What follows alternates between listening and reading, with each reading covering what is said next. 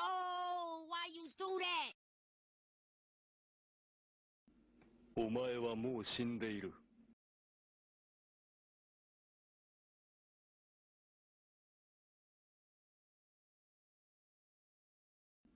お前はもう死んでいる。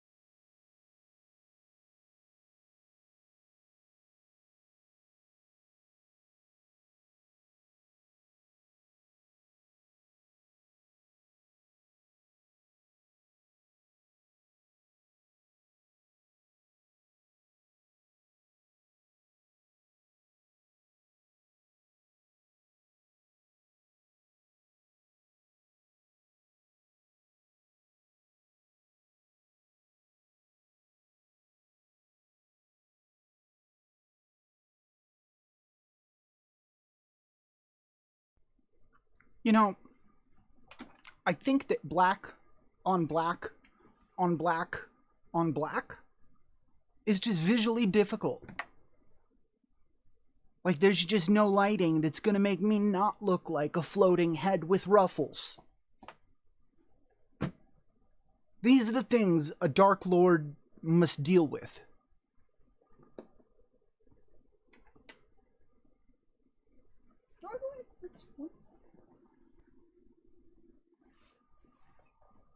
Fucking hang this thing backwards so it's gray.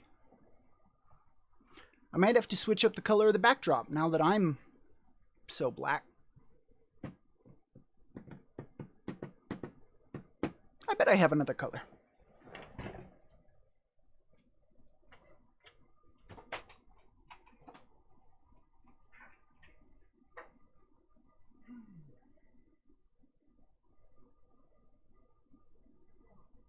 I'm looking for a different sheet to hang behind me since black on black on black on black is not really the best. I know. Different one all the time, huh? Let me get this gray one, I guess.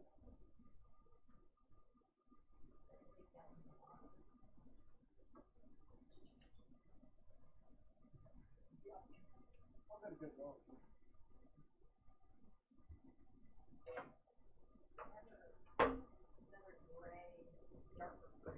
No, I don't want to go darker.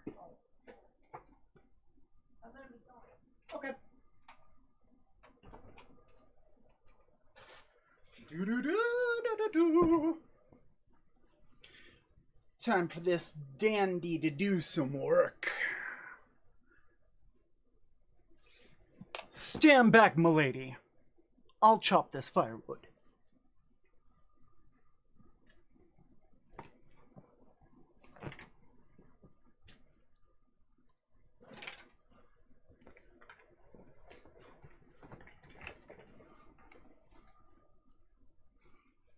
Don't dead name me, Callie. It's rude.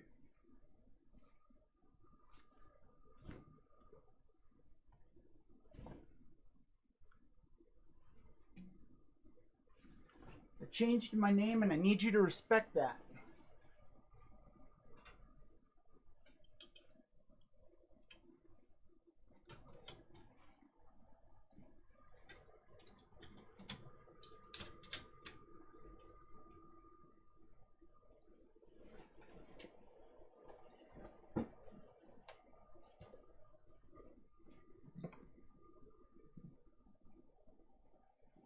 Dead name means to use someone's old name after they've changed it. A name that is otherwise dead to me.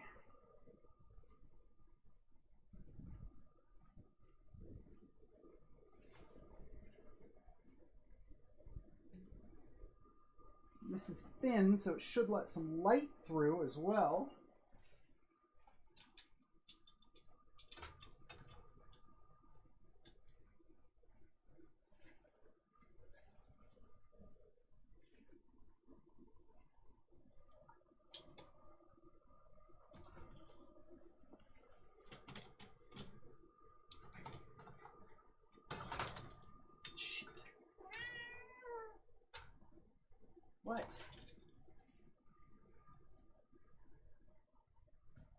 meowing to do it.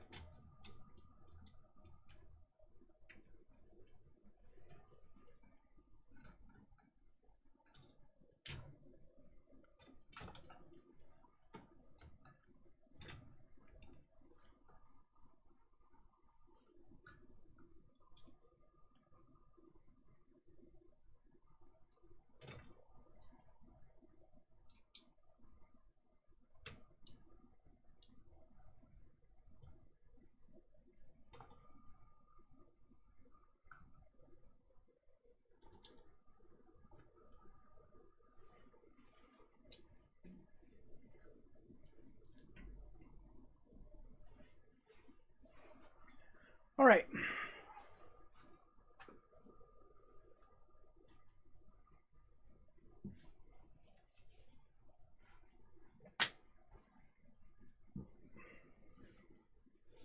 Yeah, usually.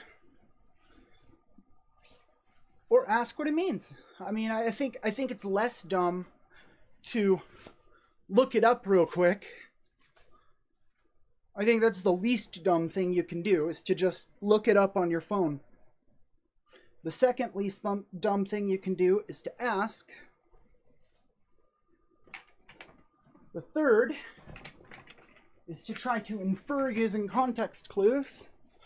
And the last is to just assume you know what it means. Hey, this is much better. This is much better. Look at me go, guys. Look at me go. Let's rotate this.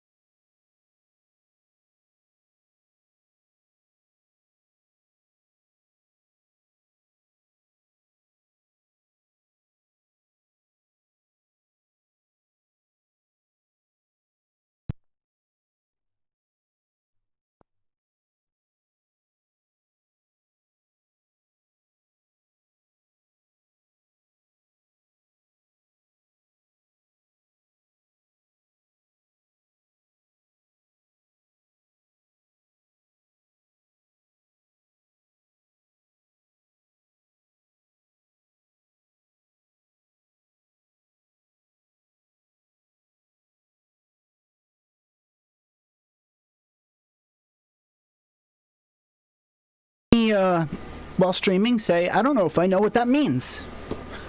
And then I ask. I might say something like, you know, I think I know what that means. That's this, right? And then someone will be like, no, actually, what it means is this. Oh, okay, cool. Now I know. Ow. That didn't actually hurt. You ever hit something and then just yell, ow?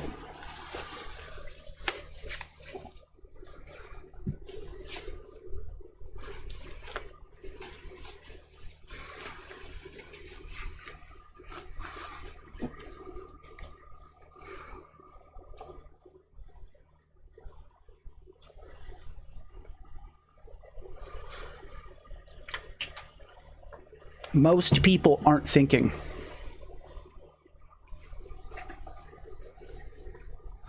You know when you just like get up and like you walk over to the kitchen and you're looking around to see if there's anything to eat, and like you kind of go over to the TV and click it on, you're clicking through channels. How you're not really thinking anything, like you're not trying to solve a problem. You're just kind of observing what's going on. That's the state most people live their lives in. I am very warm. Very warm indeed.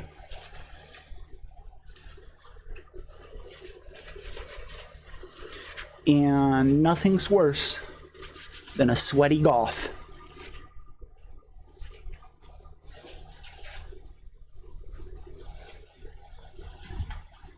Nothing's worse than a sweaty goth kid. Except for a sweaty goth man.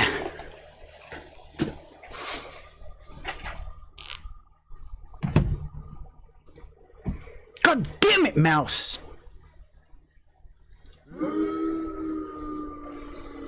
That's what I have to say about it. What I sell is a lifestyle. Remember it.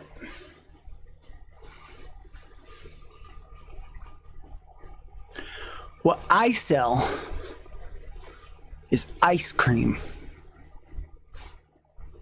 It just tastes like a man, and it doesn't melt.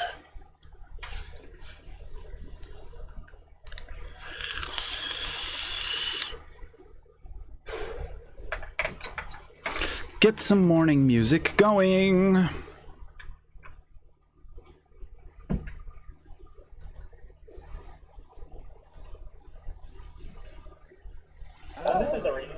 That's not music.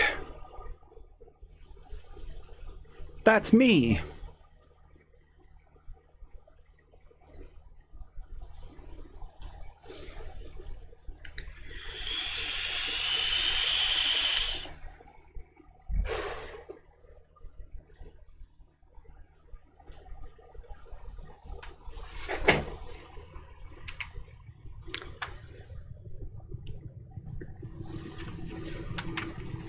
Some interesting news today. Very interesting news. Oh. Damn you, chat box.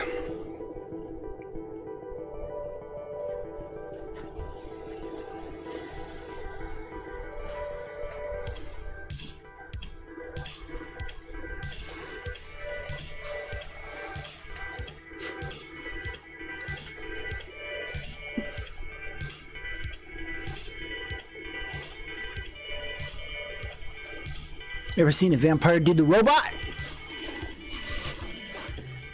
You know, I can moonwalk, like, pretty well. Like, I've practiced. I've spent many hours practicing moonwalking. So that way, one day, when I needed to most, I could moonwalk my way out of a bad situation.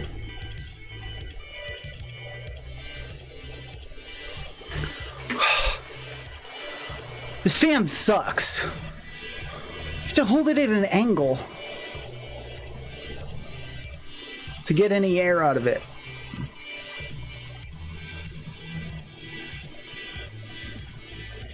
I am a collection of highly specific skills. Does it also suck ass? Computer fans blow more air than this.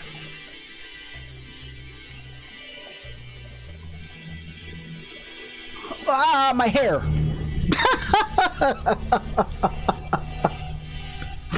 Oh, frightening. I have it like right under the microphone. I don't know if you hear it. It's not very loud. Gotta cool down before 10 o'clock so that way I can record and not be a sweaty catastrophe. Whew.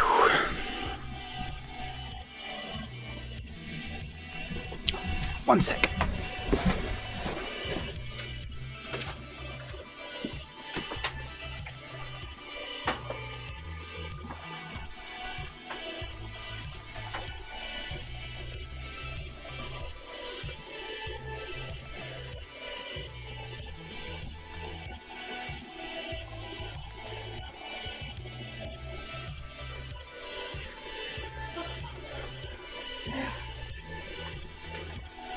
At 77.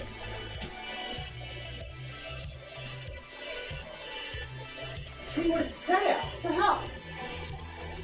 Yeah, I see that because I hit the button right before you yelled at me.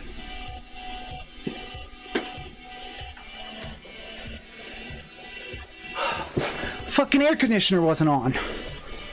This is Arizona. Air conditioner should literally always be on.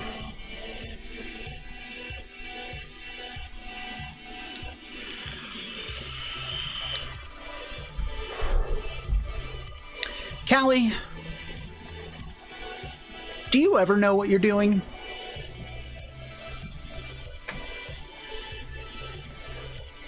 Yeah, it is. It's now 77 in the house right now. I'm like, Jesus, I'm fucking sweating my ass off in there. She's like, oh, I don't have the air on. She has the back door open. I'm like, oh. That's fine to do until the sun comes up, and then it's not anymore. Then it's just hot.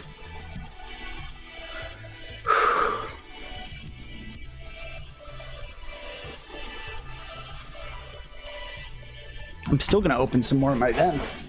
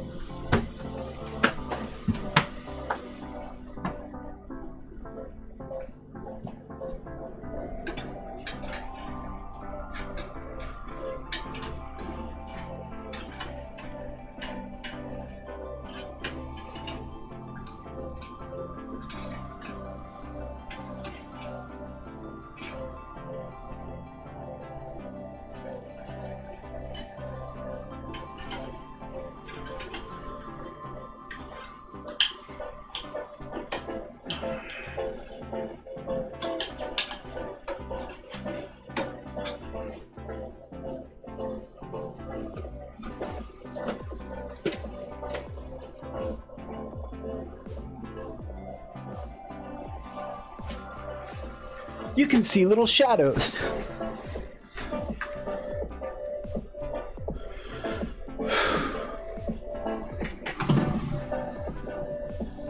Yeah, once I start recording,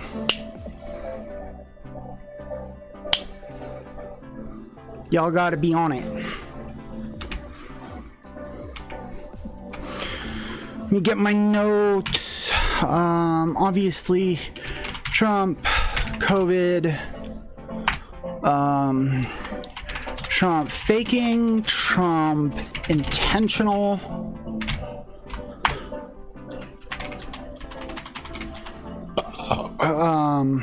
Pence. Hey there, Nye. How you doing?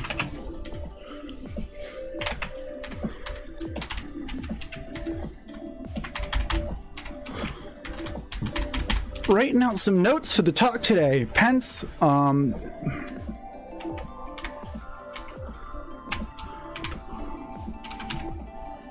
Reddit news. Wait.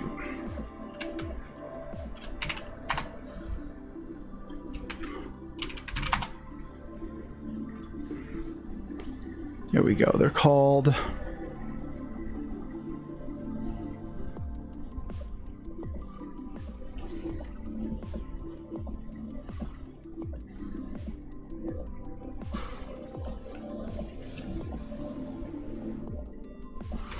Doomsday Planes.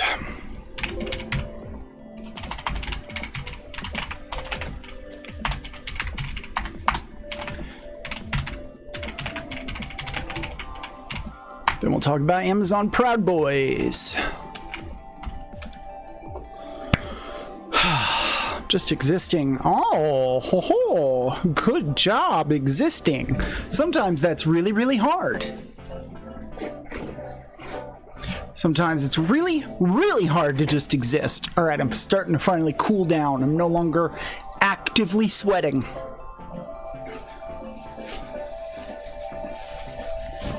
Ho ho. I like that these have these little, just the tiniest puff on the shoulders too. Just the tiniest. Oh, well, it only takes one word to anger COVID supporters. Which one did you use? My favorite is ACAB. My favorite is institutionalized. Nothing is institutionalized if you support Trump. You don't believe in institutional anything. In fact, if I did want to say things were institutionalized, I'd say that things are institutionalized against the white man. Nice.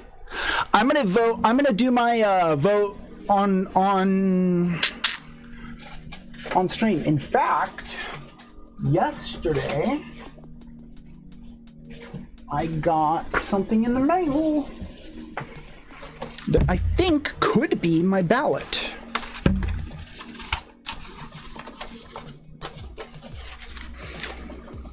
Maybe?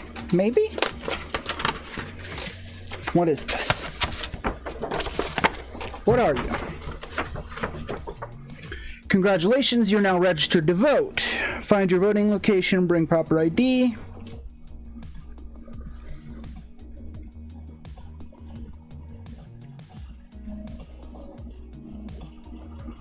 It does not tell me what I need to do if I want to mail in my ballot.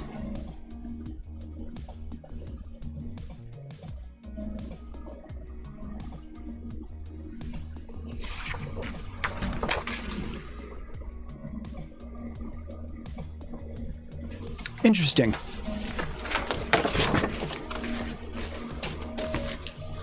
Callie, you've said that you feel jiggly, you say you feel loopy, you're like, I don't know.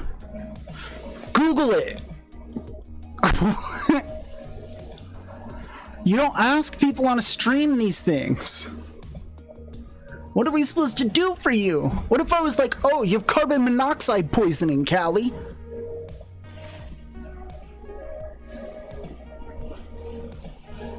Go tell your mom. I don't know.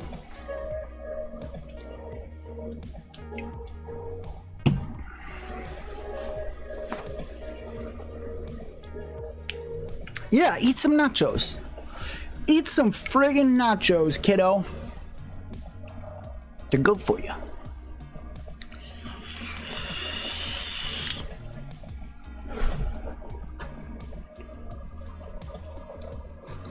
Eat some friggin' nachos.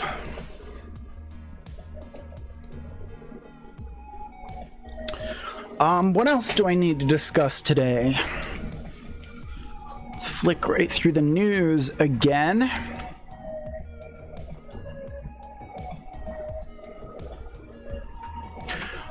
Oh yeah.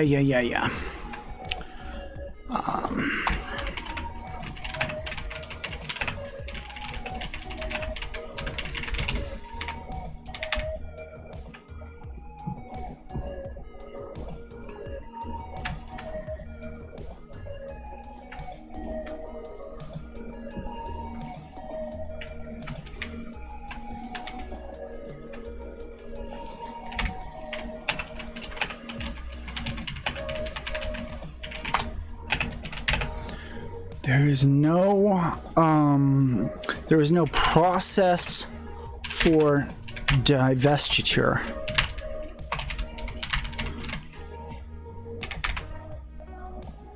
Did you know that there's no we'll get to it. Tell you guys all my good stuff before it even...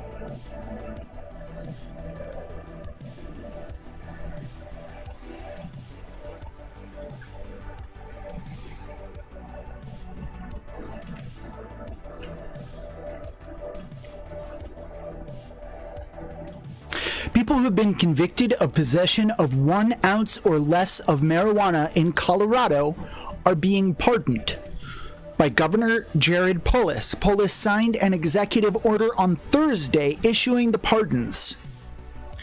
We are finally cleaning up some of the inequities of the past by pardoning 2,732 convictions for Coloradans who simply had 1 ounce of marijuana or less.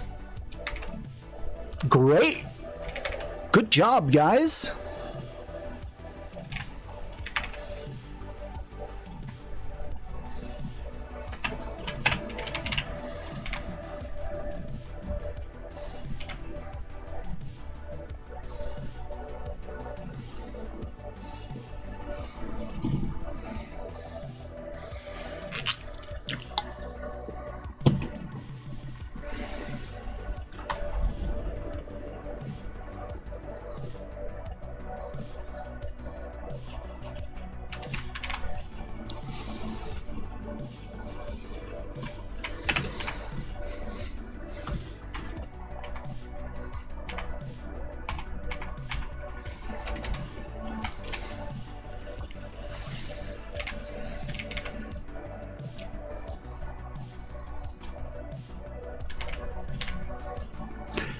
Yeah, why are you doing this, Callie? Remember when you were asked to reel it in a little bit? Now you're talking about time traveling with a duck. I don't want to have to send you into timeout, but I will.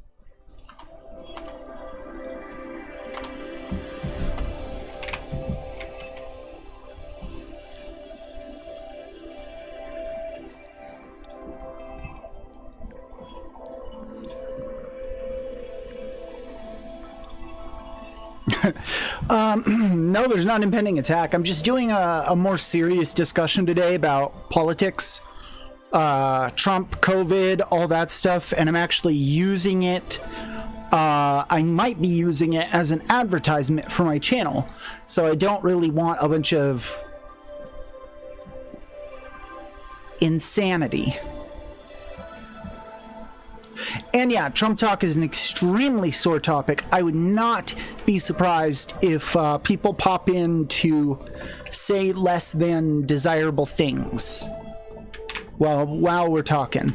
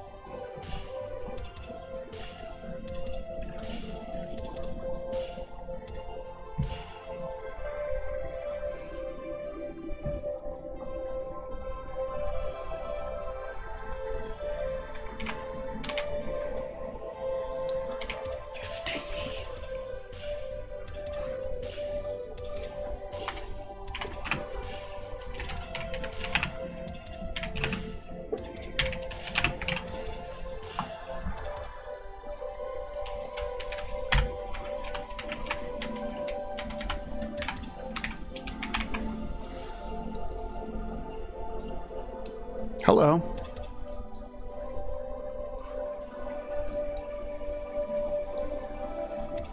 And adverts, yeah.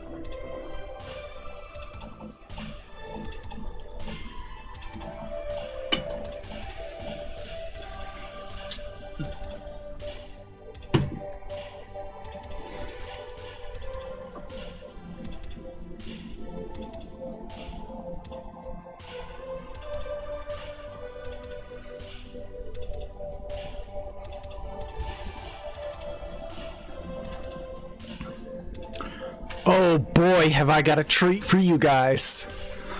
Oh boy, have I got a treat.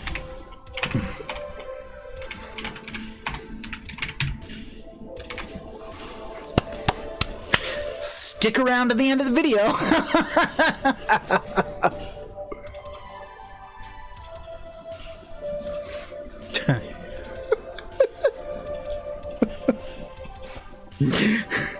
Stick around to the end of the video and I promise I will show you pictures of Proud Boys leader Gavin McInnes putting a dildo in his own butt.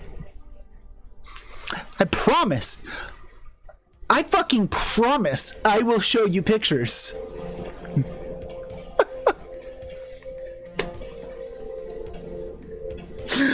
Oh Lord. I think that's kind of old news, but at the same time, I don't know if everyone knows it, so figured it was a good time to dig that one back up.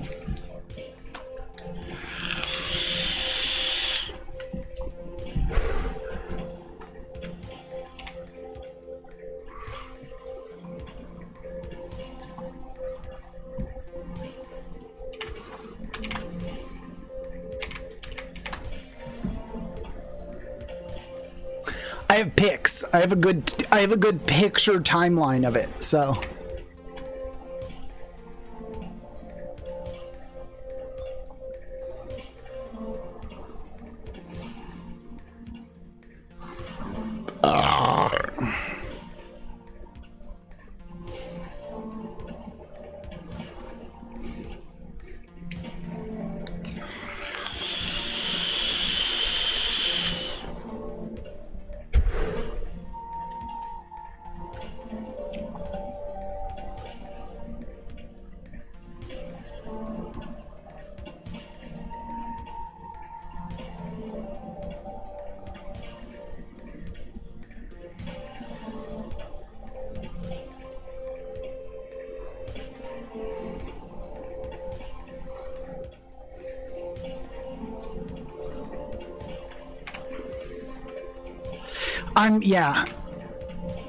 I found that one again, and I'm just still sitting here stewing over like the logic of it. Like, I'm gonna shove a dildo in my butt to prove I'm not gay.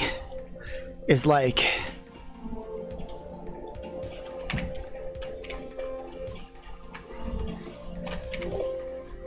it's a special one for sure.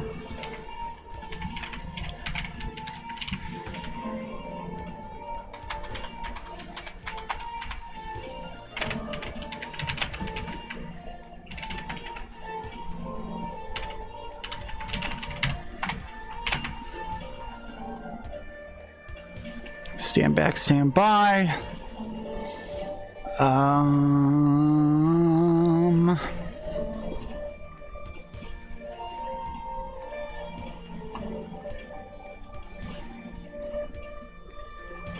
Yeah, like, and we're going to go into that. We're definitely going to go into that. One of my notes right under Gavin McGinnis just says prostate. We're going to talk about the existence of the prostate, which is apparently not something everybody knows about.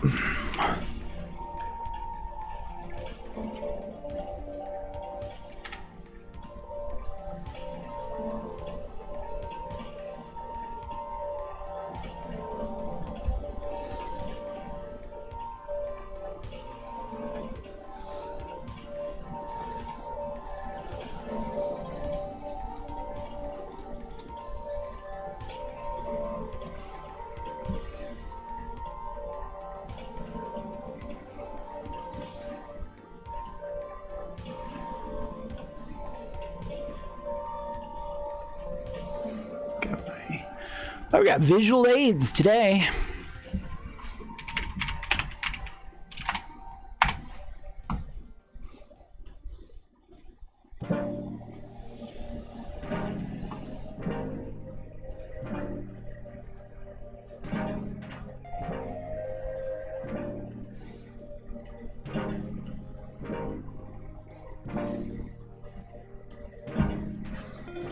Why can't I reorder these how I want to?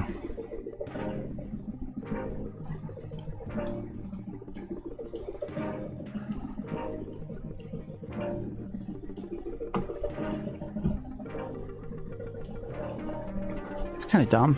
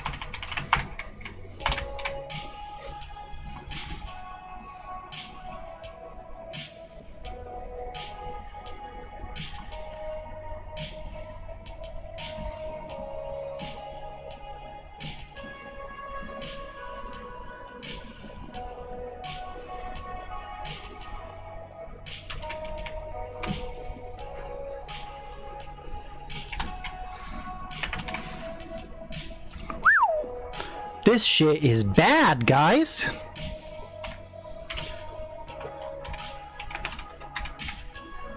I'm sitting here doing my notes and this shit's just bad.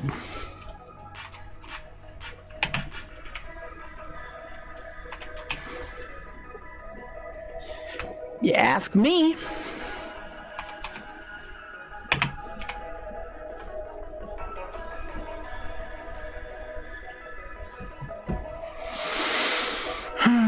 Daniel, Chairman of the SDC,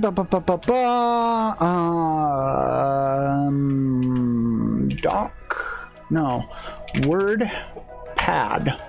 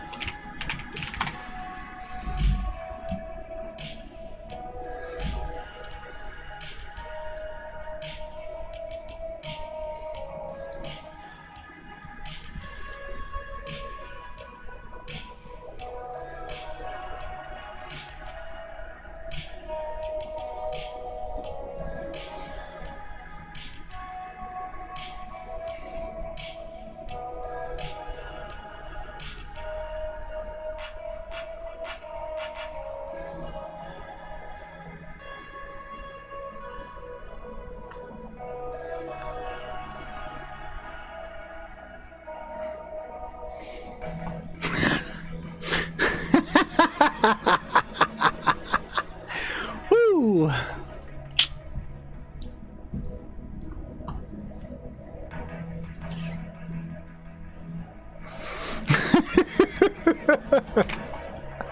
Yeah, just this is a reading react stream. Woo! Ha! It's just me reading and reacting.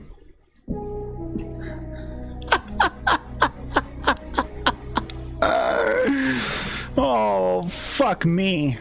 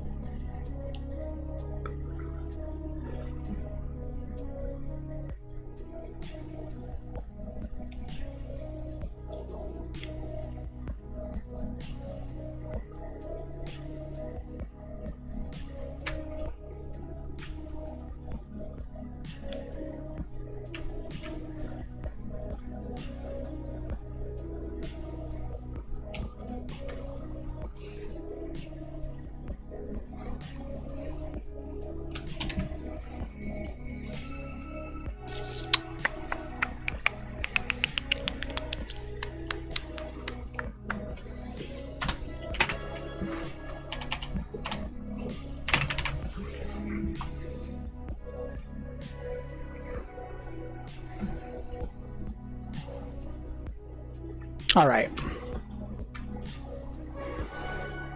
I am done researching for now.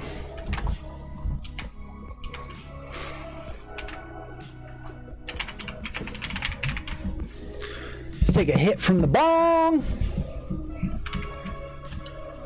Hits from the bong. Inhale, exhale.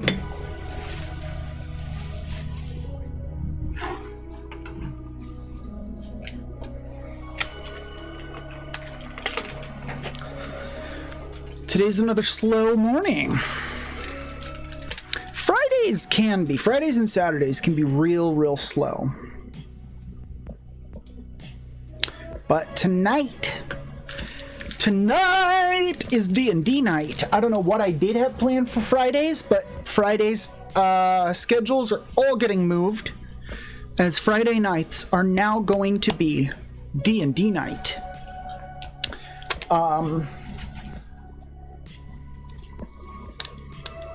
Tonight we're going to be making characters, talking about 5th edition rules, getting a little bit of an introduction into my campaign, but not really. We're just going to like have a battle in a vacuum. Within the adventurer's dream space, they encountered 6 goblins. Just to make sure everybody knows how, knows how their dice work, how their character sheet works, stuff like that. We have an array of experience. Some players have played 3 or 4 campaigns with me already, and a couple of them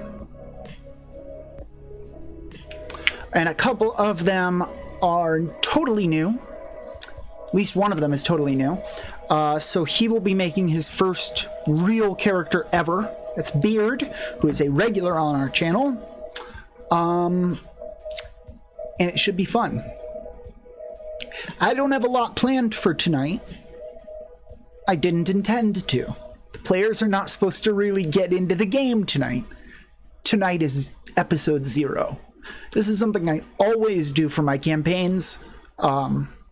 I've been doing this for probably 10 years now, where I have an episode 0, where I have everyone who can make it. It's the only one that I tell people I don't care if you miss it, because you know if you need to go, and it's pretty much mandatory for newer players, so that way we can go over everything, because I really hate trying to do the introduction, which is one of the biggest, most important parts of the game, and one of your players still doesn't know how to do a strength check. And it's like, oh god, dude, I can't stop and look at the book with you every 30 seconds right now. So we're gonna have to really get Beard to start doing homework if he wants to play, because I've not heard word from him that he's done any homework so far.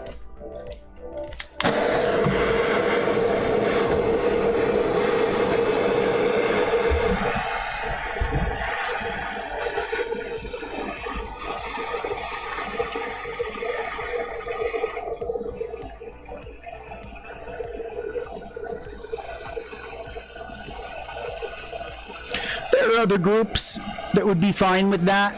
Yeah, I've invited people who I trust to be able to keep at my speed, or at least close to it. There are other D&D groups for everyone, you know what I mean? There's a D&D crew out there for every type of player. But for that to be true, for there to be a D&D crew for every type of player, there has to be every type of dungeon master, and I'm the type who wants experienced players.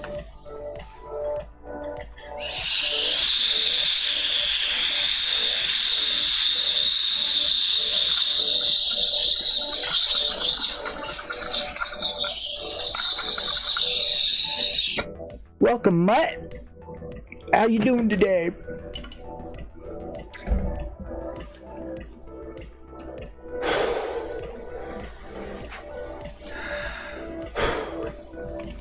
I am busy. That's the word I'll use for today. A lot of little things going on. Today's Dungeons and Dragons Day. So I will be going straight from this into getting ready for tonight. Where's my bottle of water?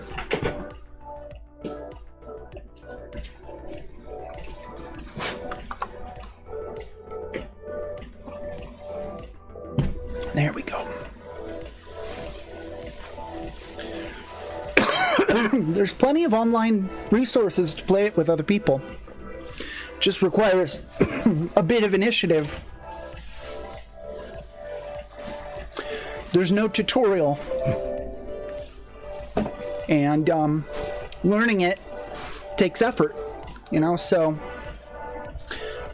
it can be hard. A lot of people don't like playing with new players. It kind of takes sitting with the book for a while on your own and figuring things out.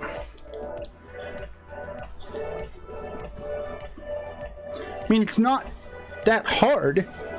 I figured out how to play it when I was 11. You know what I mean? It's just a little bit of effort. And most people are not willing to put in that effort. Because it's effort towards, like, a game. So people are like, I have better things to do with my life. It's like, oh yeah?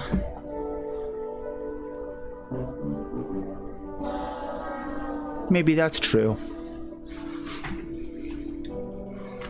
5e is definitely the easiest to learn, yeah.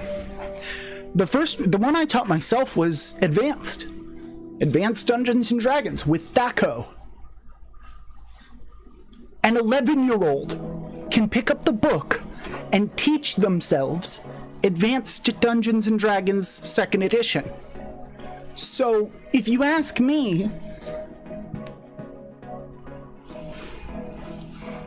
I don't have sympathy for anyone who's like, oh, I don't know how to play.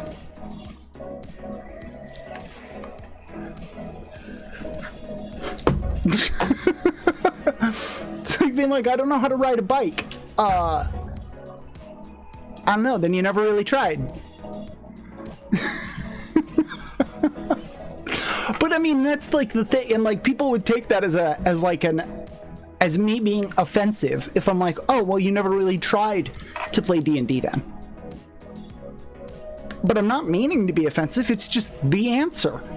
It's why you haven't played D&D, because you didn't go out of your way to do it. It's not a bad thing or a good thing, that's just a thing. It's just why have I never surfed?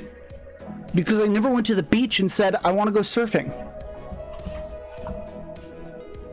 You know, it's easy to be like, oh, I had a friend that got me into surfing. But there's plenty of people that got into surfing via just wanting to go, just seeing it in a magazine and going, that looks fun. And then they go out and they want to do it. So for me, that's what D&D was like. I saw people playing it in movies and stuff like that. And I thought it looked so cool that I sought it out. I went out and I found the book. I sat with it for nights teaching myself how to play. And then forced my friends to play it with me.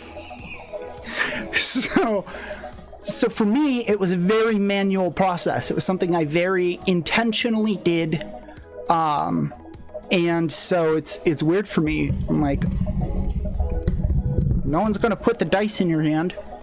You gotta do it. But there are actually a lot of people like you whose parents taught them how to play. My best friend, once we started playing, my best friend, once we started playing, his mom came and revealed to us that she used to live down the street from Gary Gygax when she was a teenager and he was a teenager, and she played some of his games when he was testing them, some of his campaign settings. And we're like, what? She's like, yeah. She pulls out like pictures of her and Gary together as kids. We're like, what? So then he got really into it alongside me, and then the two of us just kept pushing each other and pushing each other until after maybe our early 20s, and then he was not so into it anymore.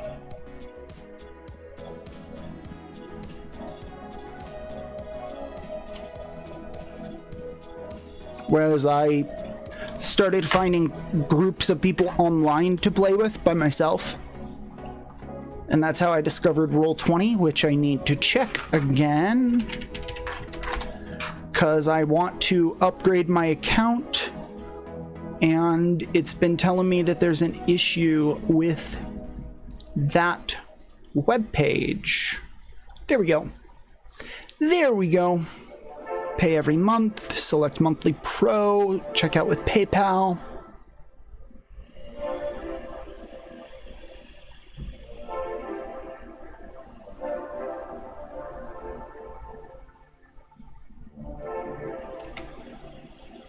fuck just happened?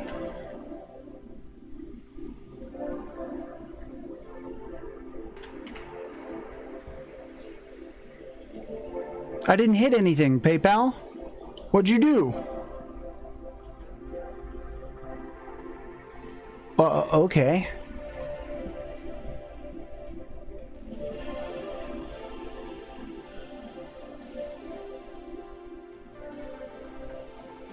I'm so confused.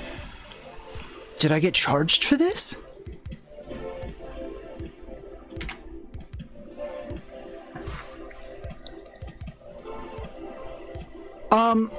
So when we play in person, we usually play somewhere that has a big table. We'll use a coffee table, a dinner table, something like that. We've played on the floor before. A lot of players do not have a collection of miniatures, so they will not use a map very often. But because I have a lot of miniatures, and even before that, I would print out pictures of monsters and cut them out and glue them to little sticks glued to quarters, so that way I had pieces to move around the board. So I'm very, very big on using maps. But the other way is called theater of mind, which is where you don't use a map at all. You just say, okay, you guys are about 35 feet away from the group of 6 goblins. And Cista casts Fireball, which can hit a 20-foot radius. You guys are standing in like a 15-foot alleyway, so a 20-foot radius is 40 feet diameter. So yeah, you can hit all 6 goblins. That's theater of mind.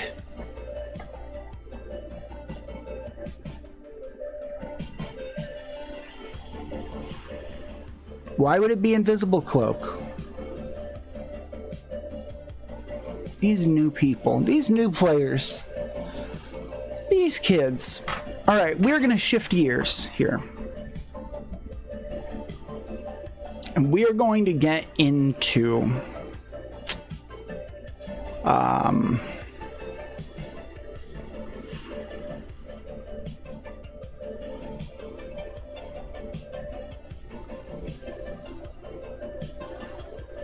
into our subject for the day.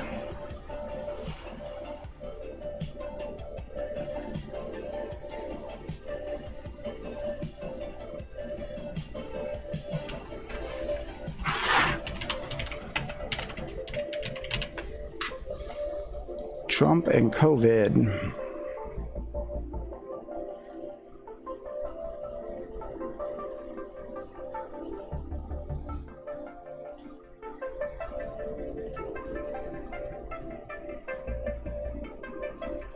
I don't need that showing. Cool.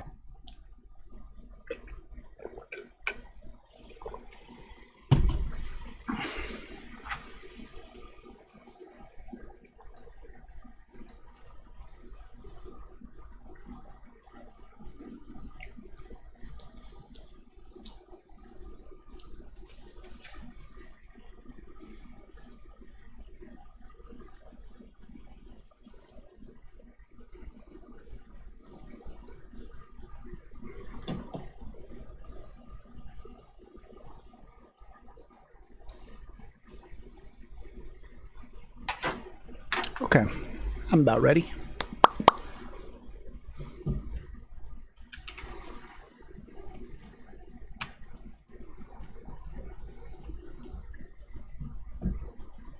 I'll run to the bathroom real quick, and then we'll get started.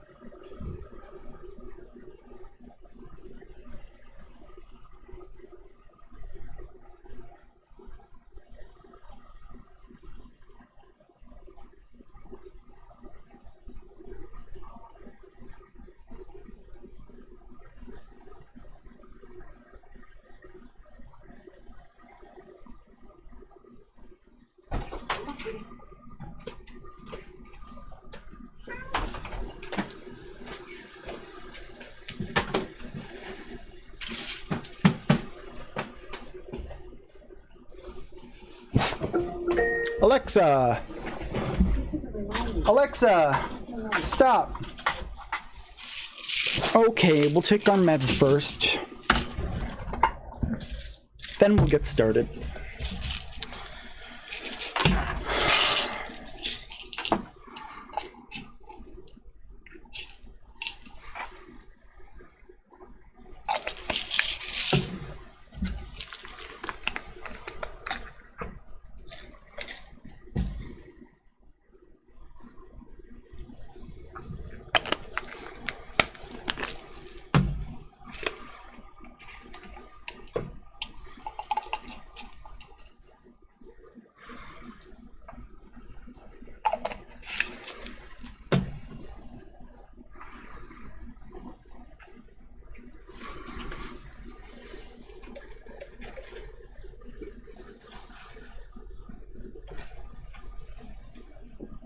Ugh. Delicious.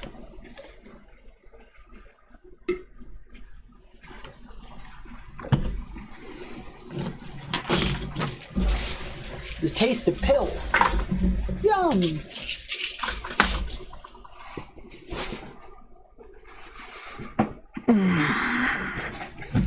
Let's get nice and comfortable.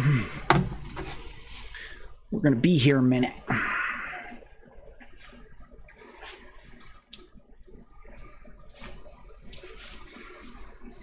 Be a little more dramatic than usual of an opening. But just stick with me. Just stick with me.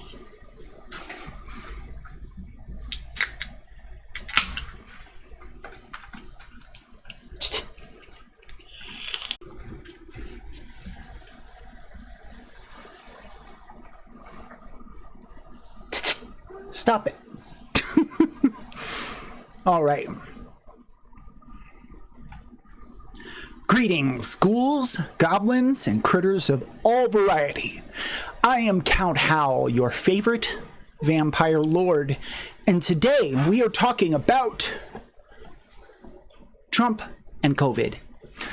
Yesterday was Thursday the 1st, and our Lord, Savior, God King, President Trump, the Führer himself, has been stricken with COVID-19 coronavirus. This comes as a huge shock to everyone, of course. Everyone who has never, ever considered anything ironic ever. Kitty, what? Shush. So, there's a few angles on this to talk about, and we're gonna go over them all. The first thing that you will see as you begin to investigate this Trump thing further, obviously, just to wrap up the initial point, he and the First Lady both have it.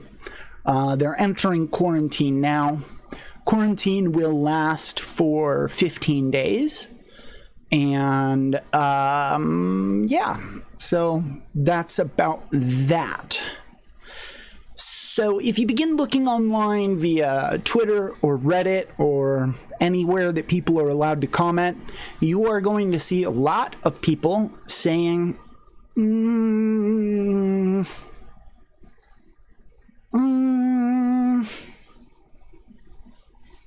don't know. I don't know. Doesn't Trump lie about, like, literally everything? So wouldn't he lie about this too? And I'm not going to say that you're wrong. However,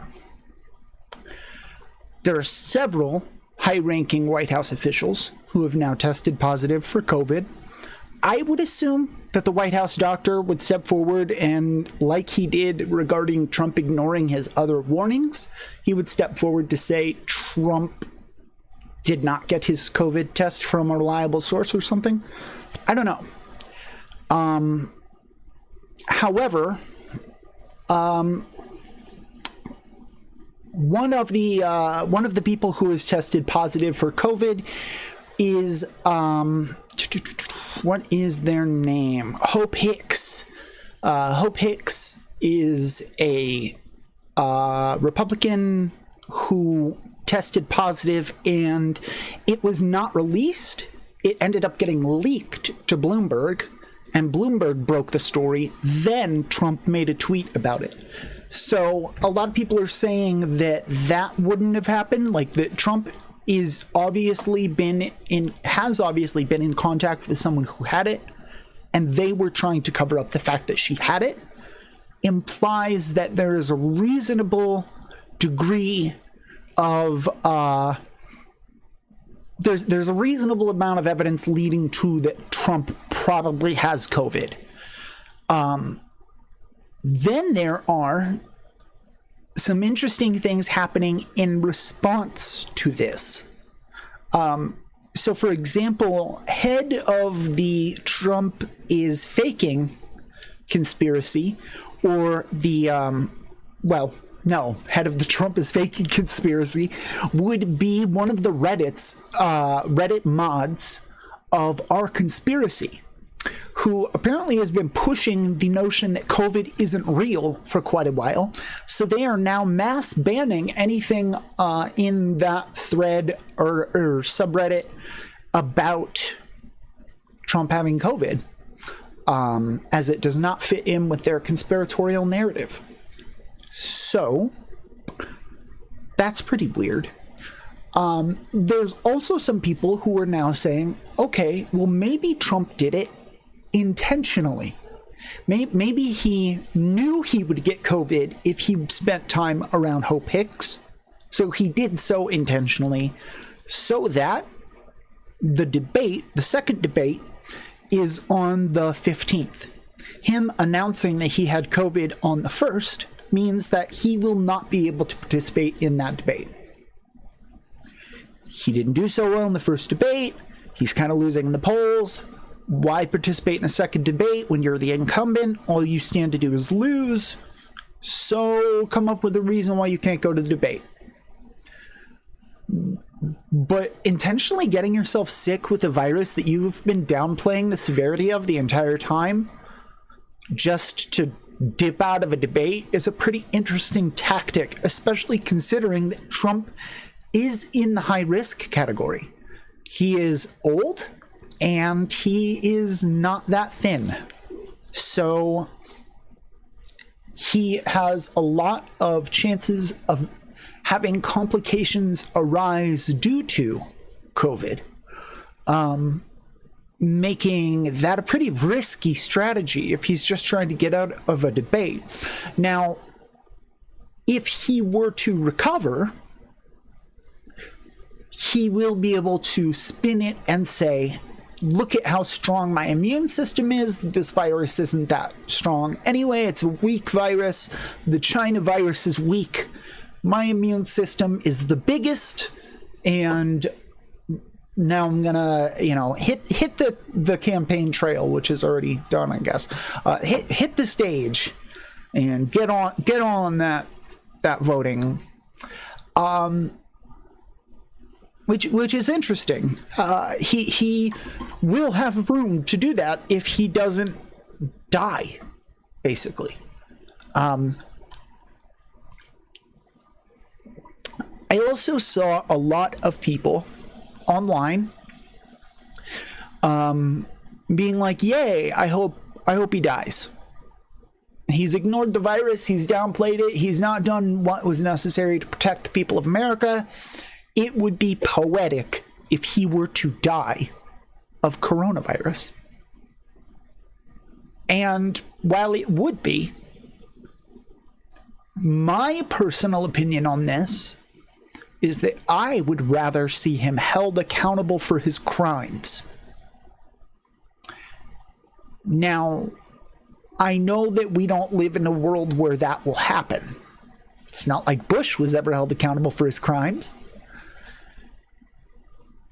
But if we're talking about universes we desire, when someone says, I desire a universe where in the future Trump dies of corona, my counter is, I desire a universe in where the future Trump is, convicted of treason. That'd be pretty cool. Yeah, and then if that were to happen, we get Pence. So we will. Neither was Obama. Yeah, true. The drone war. And remember when he took the drink of that Flint, Michigan water? Basically, just like poured the cup to his lip and was like, delish. So there's some others who've tested positive. Obviously, I already talked about Hope Hicks. There's Ronna McDaniel, who is the chairwoman of the RNC. She tested positive for coronavirus as well. And according to Chris Christie, who was part of the debate prep team for the presidential debate that just happened, he said that no one in the prep room wore a mask earlier this week. Meaning everyone in that prep room was exposed to COVID. So if you know who all was there, you can make that assumption. I don't know who all was there, frankly. I was interested, but I didn't research further down that rabbit hole. As was mentioned, if something happened, we would get Pence. Now, Pence has tested since last night and has tested negative. When the president becomes unable to carry out his duties, there will be a divestiture of power to the vice president. That's what it's called. The problem is that there is no formal codified method for that divestment of power. As in, there's no, if the president can't write his name for 3 days, and then it gets signed, or if the president goes into a vegetative state, then there's nothing. There's nothing. It's just, if the president can't carry out his duties, there will be one. Apparently, there was a time, oh man, now I'm forgetting who it was. One of the presidents was, I think it was Reagan, actually, was on his deathbed for, I think, up to 10 days before there was a divestiture of power. So it's kind of loosey-goosey on that one. Here's something interesting, though. Doomsday planes went up in the air. I've never heard of this before, but doomsday planes are what we call, hold on, let me look up the correct.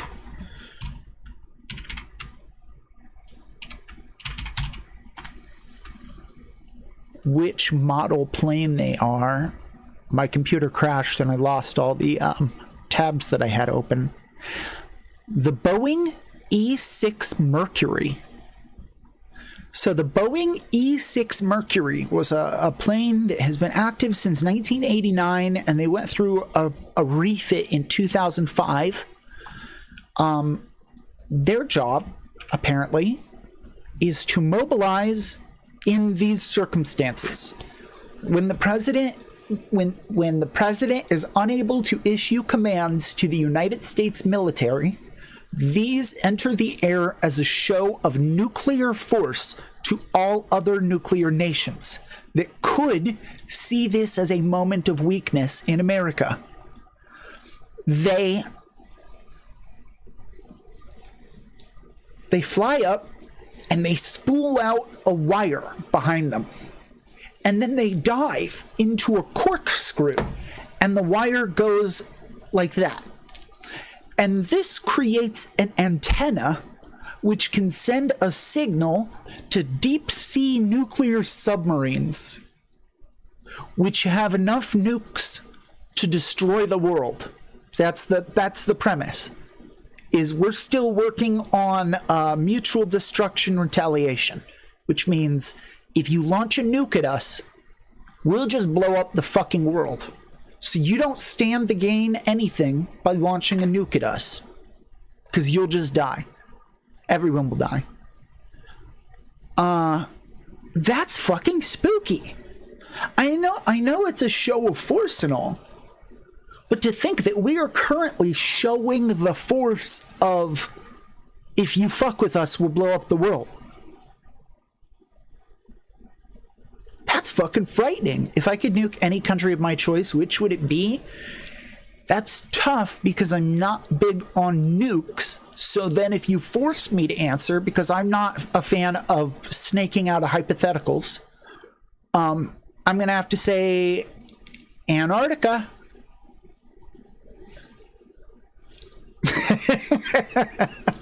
Or somewhere in Nevada. I'm not big on nukes. I see it as a pretty salt earth strategy, right? You know? So we don't want them going off. When I was in high school, we watched I was in physics, and my physics teacher had a documentary on the shelf called Nukes in Space. And we were really, really, really excited to try and watch this. And every single time, it'll be the next people I talk about, Death Priest.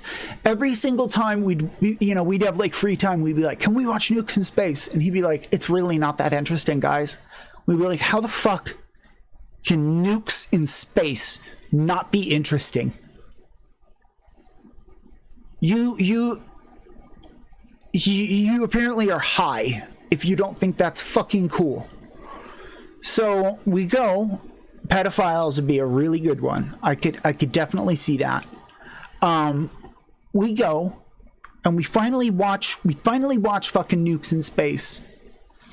And it's literally just like people staring at computer screens because no one is on board these ships, so they can't put cameras on them. So we just fired fucking nukes into space and blew them up and recorded the data. And I'm watching like an 1.5-hour documentary about this shit, and I'm just like, fuck, this is boring. So he was right. Nukes in Space, not nearly as entertaining as you'd think it would be. Here's the thing about pedophiles, though. Pedophiles don't inherently choose to be pedophiles. On the other hand, you choose to be a Proud Boy. You can go ahead and evaporate all of them. So, let's talk about Stand Back, Stand By, shall we? He literally couldn't fucking say stand down. He couldn't say it. His popularity would not have moved an inch with the far right had he said stand down. They would have spun it into whatever fucking way they spin things. They'd be like, oh, he's saying that because he's on a stage. We gotta keep low key. Right? Like, these people, you know, like, they don't...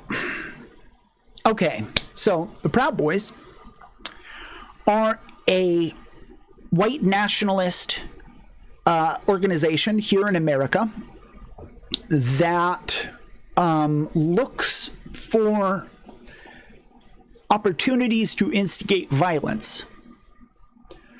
And our president, during the last debate, was asked, can you distance yourself from them and say, you know, and tell them, because they've been gathering at various protests. These protests have been Black Lives Matter protests. So you bring in some white nationalists and it doesn't mix well. And the white nationalists are saying, we're just showing up to keep the peace. So they are huge fans of President Trump. During the debate, President Trump was asked, can you tell them to stand down? Hold on, it's Salami. That's not true. And the reason that's not true is Antifa isn't a group. It doesn't have a leader. It's an idea. Do you like fascists? Because if you don't like fascists, you are anti-fascist. So, Proud Boys has a leader, has organization, collects money, and sells merchandise. And if you stick with me till the end, their leader, Gavin McInnes, I promise, I will show you pictures of that man shoving a dildo inside his own asshole. Absolutely promise. They're anti-gay also. Still, I will show you a picture of him shoving a dildo up his ass. Anyway, basically, President Trump is asked, can you tell them to stand down? And he says, what? Who? Antifa needs to stand down. Okay. Set that aside. Can you tell them to stand down? And he's like, who do you want me to say this to? Who? Proud Boys. Okay, Proud Boys, stand back and stand by. But somebody needs to do something about Antifa. Dude. I can show things. Don't worry. I've got this. So,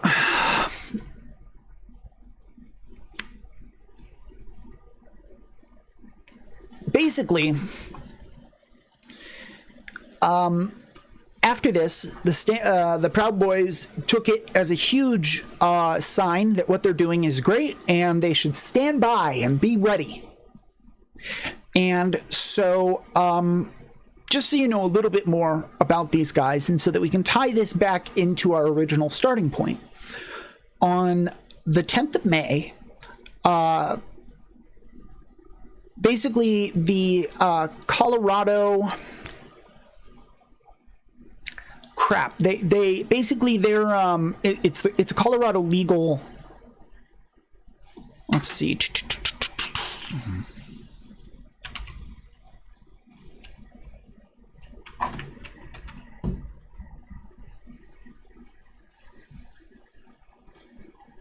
What if they as a group denounced violence? That's the thing. Okay, so if you say I denounce violence, that's not the same as denouncing violence. And if you can't see the difference, then I'm sorry, but get the fuck out of the way.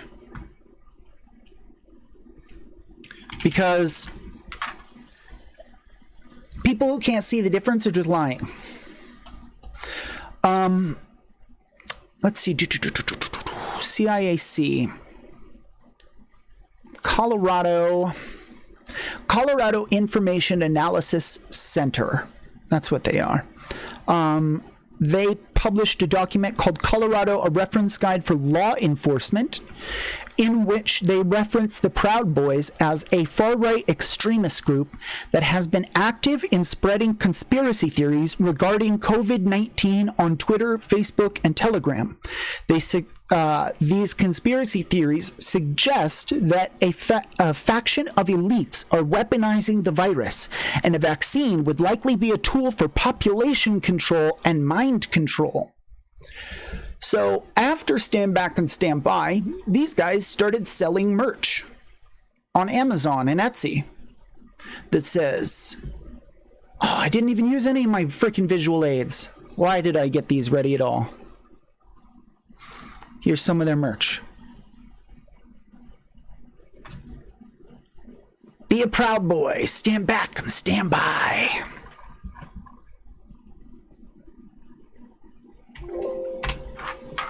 No, he didn't.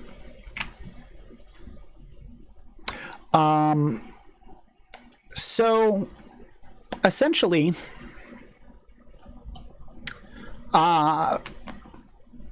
they are peddling wares that profits off of or for what has already been recognized as a terrorist organization by the, I believe it was FBI or CIA did that one.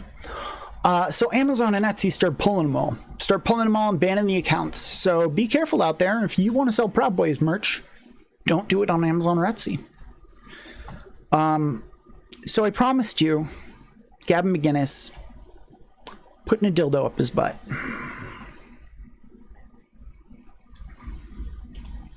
Now, I can only show so much of this, you're right. And thankfully, it's entirely non-sexual since he did it on his show. He wasn't doing it in a sexual manner. He was doing it as evidence that he is not homophobic. This is an experiment he did.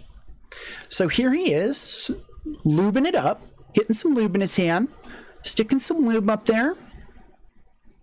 Yeah, there we go. There we go. That's the grimace of a man who's really enjoying his work, right there. if you'd like to see the rest, it's easy to Google. Let me see how much further I can go. Okay. To about here. Yeah, you can see he's having a lot of fun. He's having a lot of fun. Showing how not gay he is. So I want to use this last moment to bring it back to brand here. Okay? Here on the Count Howell show, we like to, at night, do the advanced sex ed course. So I'm just going to let you know, if you like dildos in your butt, you're not necessarily gay. You're only gay if you're a man and you want men to fuck you, or you want to fuck men. Putting something up your butt stimulates what's called the prostate gland. Did you not learn about this thing in high school? Men have a gland inside their rectum, and if you wiggle your finger on it, it'll make you come. This is just true. What, you've never had a girlfriend try and stick a finger in there? Give it a whirl. It doesn't mean you're gay. It means you like to party. Yeah. So, that's what we have for today. Here's our boy Pence. He's looking for his turn at bat. He's ready. He's ready to rumble.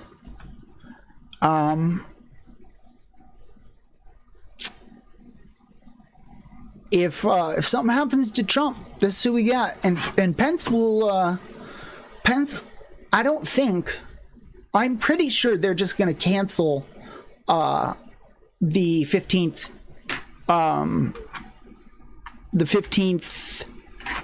debate. Here's the thing, though, is, let me see, where's my note on this bit? Oh, did I not get it down?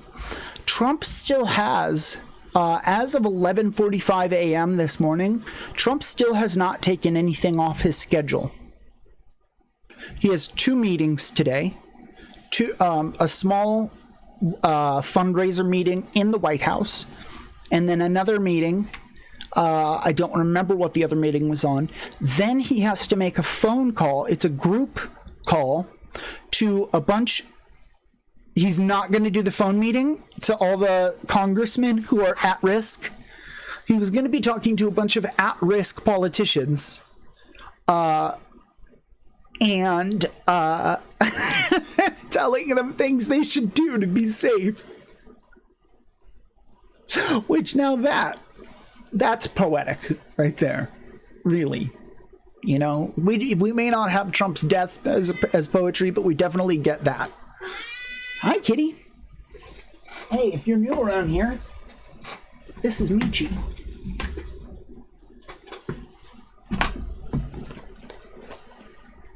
Hi, kitty. She's a blast. She's lots of fun. She likes to yell at me, and if I don't have a mountain of food for her, or if she just feels like being pet, either of the two, she's gonna yell. So, this is her. You having a good day?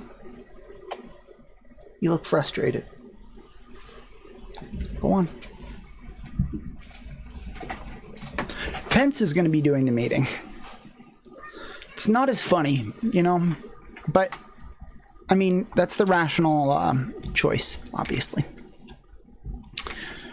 Let me just check real quick, make sure nothing crazy has happened in just the amount of time we've been talking here.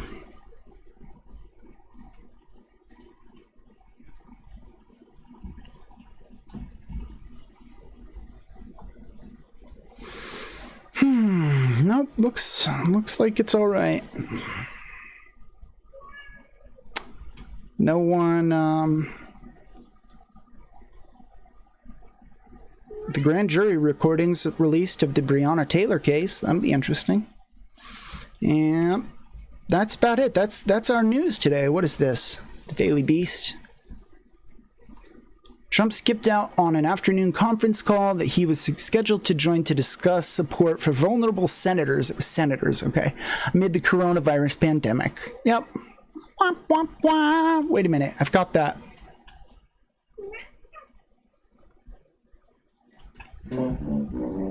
Wah. Yep. That's what that is. Trump's closest aides feared he was falling sick on Wednesday. Ugh. Yeah. A lot of questions about. Hi, kitty. Trump has been displaying mild cold-like symptoms. Both well at this time. All right. Well, we'll see. I will keep you all updated. You can catch me here at Twitch TV/Count Howl, or you can catch my videos on YouTube by going to youtube.howls.cc. You can find links to everything I do by going to howls.cc. I am here on Monday, Wednesday, Friday, Saturday at 9 a.m. and 7 p.m. giving that cat big pats. And we'll be here. I will keep you updated. So, from your favorite vampire, thank you very much for your time. Have a wonderful day. That's the news, Michi.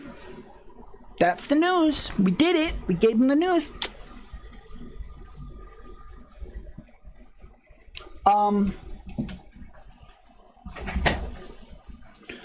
My friend got hit in the face by Antifa is like, it's like really.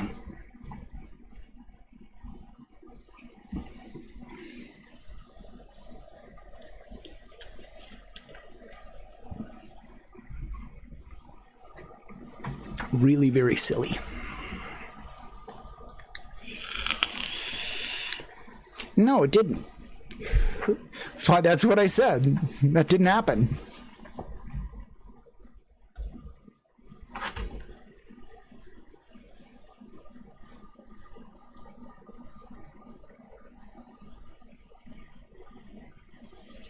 Yeah. Even if it did, okay, let's say somebody who's part of Antifa fucking ear to ear just slit some little girl's throat for no fucking reason. Antifa is not an organization. It is something you as an individual are. There is no leader. There are no organized movements. You are mad at that person, and that person is a fucking murderer.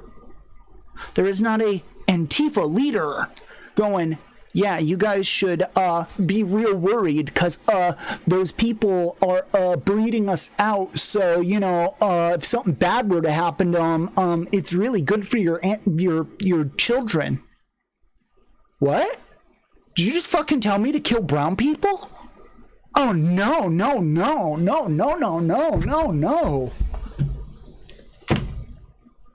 Really? And anyone who pretends that they don't understand the fucking difference between these is lying. They're just causing strife intentionally. Yeah, exactly. It's individual. It's cells. It's the whole concept of like Middle Eastern terrorism. Oh, you went over and you handled fucking the Taliban. Cool. That's not Al Qaeda. That's not ISIS. That's not ISIL. That's not. You know what I mean? When something is not a group, those are groups. KKK is a group. Proud Boys is a group. Okay, we're not saying racists, all racists. Okay, we're not saying a racist killed my friend, so all racists are bad. No, each racist is bad for their own fucking individual reasons. There are organizations that practice racism. Proud Boys, KKK. There are organizations that practice anti-fascism, fucking Black Panthers, anarchists, which aren't an organization really. I actually can't think of any other organizations. There's not a lot. There's not a lot of lefty organized groups. They don't do it. We don't do it. Because we're not nationalists. We don't get pride from being part of a fucking group. Most of us have always been looked down on for any groups we're a part of. So we're not exactly proud to be part of groups.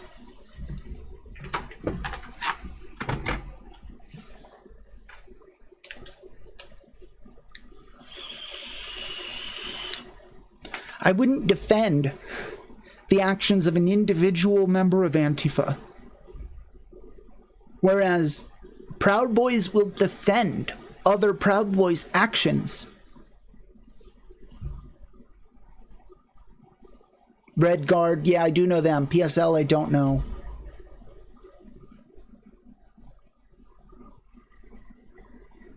When I was saying it, I knew I had someone other than Black Panthers in my head, but it slipped away instantly.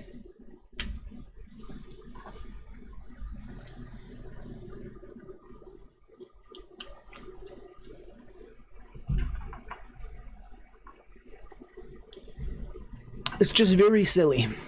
It's very, very, very silly, the whole, I think they're both bad. Wow. You're such an enlightened centrist. Like, that's such a great derogative for them. It does no one any good. You don't look better or smarter for thinking you're above both sides. I've perused both their arguments, and I have found both quite lacking. Like, really? Shut the fuck up. You don't know fucking anything if you think that they're the same. You literally know nothing. Yeah, I was a centrist when I knew nothing about politics. When I literally knew so little that I thought it was just red versus blue, left versus right. I thought, oh, one side picks an issue and then the other side goes to the opposite. That's dumb. Then I learned anything about politics, and I realized that one side is fighting to try to keep the people in this nation happy and healthy, and one side is fighting to try and make one group of people in this nation feel happy and secure.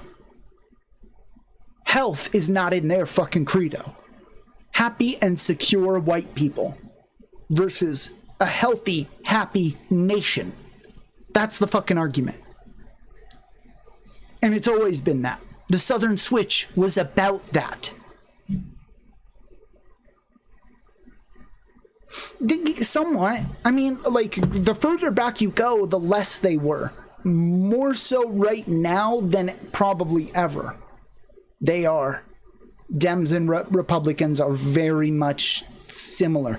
But, like, I would say, for example, Biden and Pence are not crazily different in personality, but in okay, here's the thing. Here's the issue, all right? Here's why we're not Bernie or bust. Because policies that Biden advocates move us further left. They are not the lefty policies we want, but they do move us further left. Policies that Trump is advocating move us further right, right? Fucking more private insurance companies, private prisons, private, public, right? But so they're not the same.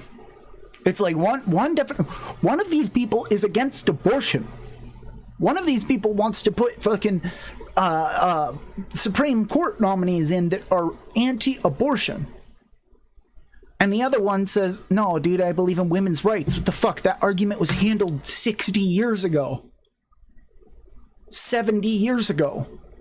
Like, what the fuck are you talking about? You know, so it's very hard to go, yeah, Republicans and Democrats are the same. But you're not entirely wrong, because, like, are either against big oil? No.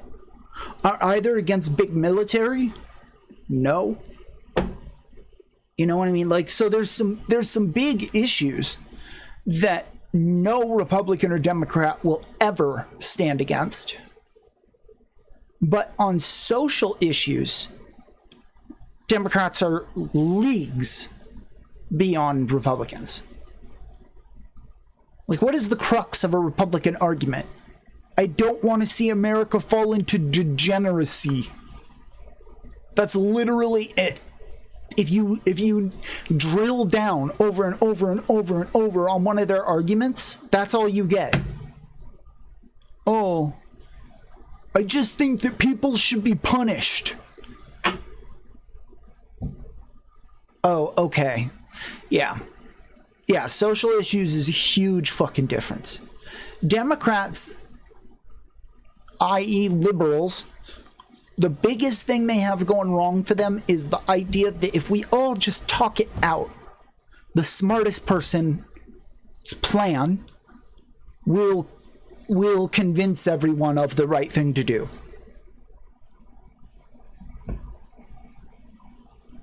No. We don't need experts telling us their expert opinions. Psh. That's why they call them expert opinions. Well, I've got an opinion of my own. I think I should be heard. They need to give me equal time, because I've got an opinion. And everyone's entitled to their opinion. So I'm entitled to mine, and I'm entitled to tell you about it. Who the fuck are you, and what do you know? Oh, nothing? Cool. Let's give you the floor for 30 minutes.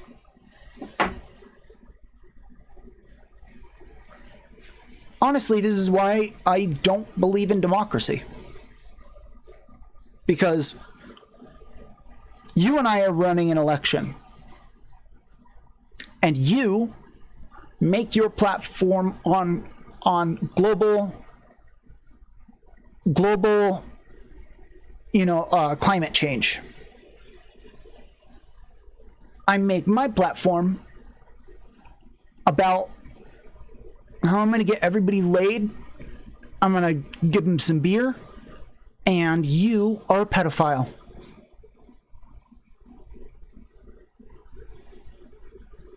What? You're not arguing. Wait. I thought we were going to be pro and anti climate change here. Not pro and anti. I'm a fucking what? Wait, what now? No, I'm not. Here's evidence that I'm not. Meanwhile, as I'm trying to pull out evidence to disprove the shit you just said, you're like, oh, and they shit their pants, and they wet the bed, and I saw them punch a cat once.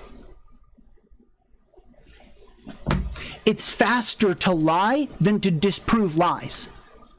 You can say, I saw them punch a cat once. In order for you to prove that you've never punched a cat, you're gonna have to prove your entire fucking life timeline.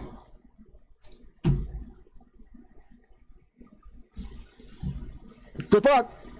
In that amount of time, I can also say you punched a dog, you punched a bird, you punched a baby, you punched my mom, you punched your own grandma. You just run around punching everybody. Look how much they try to deny it. They act like they've never punched anyone. It's so easy.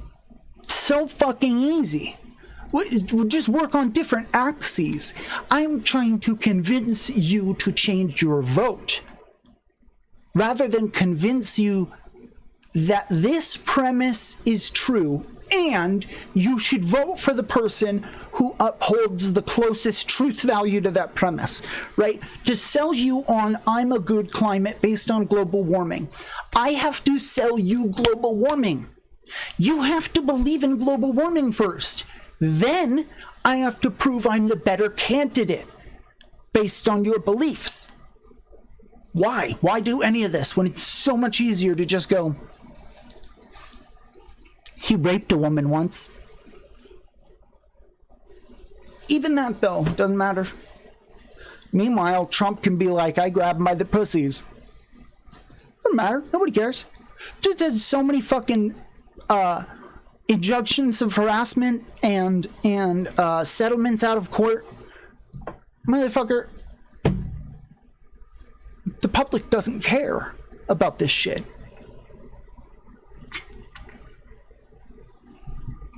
They don't care about morals.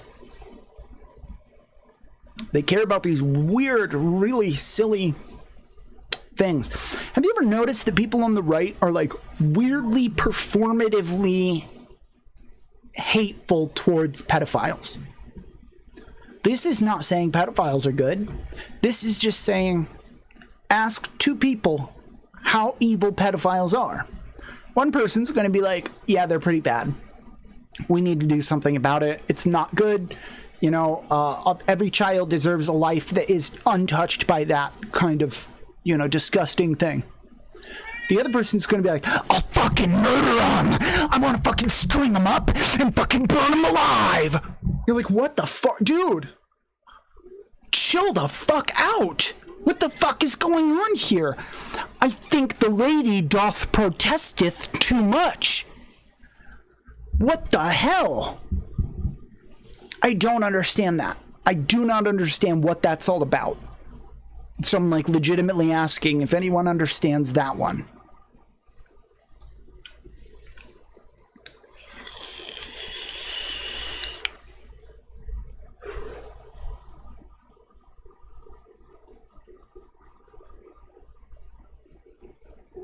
It's some weird shit.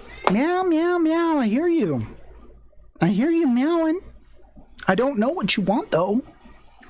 I hear you meowing. You hating. Meowing and trying to catch me. Riding dirty.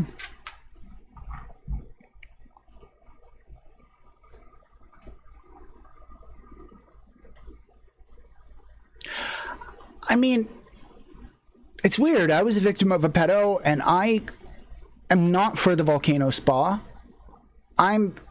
You know, I've made my position clear that I want to reform everyone. That's the world I want. One in which we can reform even the worst person to be a meaningful contributor to society.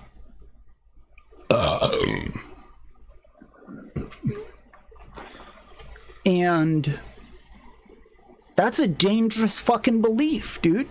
Because these people that are extremely performative about their hatred towards certain crimes all of a sudden act like you are a perpetrator of that crime as well, or you're an enabler to it. And you're like, how? I still think they should be detained. I still think they should be incarcerated. I think that they should be fucking psychologically reprogrammed with drugs and therapy. How am I enabling anyone? Because I think they should fucking burn. I think we should pull out their fingernails. I think we should put worms in their ears. Chill.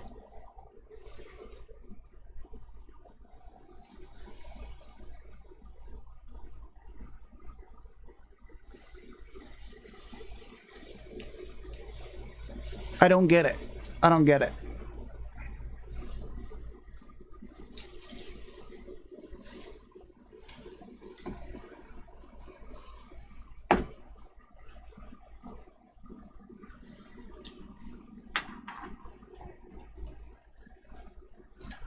That was all our news, though. We made a 30-minute video, not too long.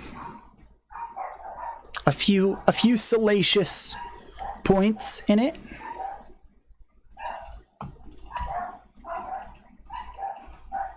And that was that. I think I'm gonna get changed, and I'm gonna work on some D&D shit that is not gonna be any spoilers, so people in my campaign can stay. You can hang out.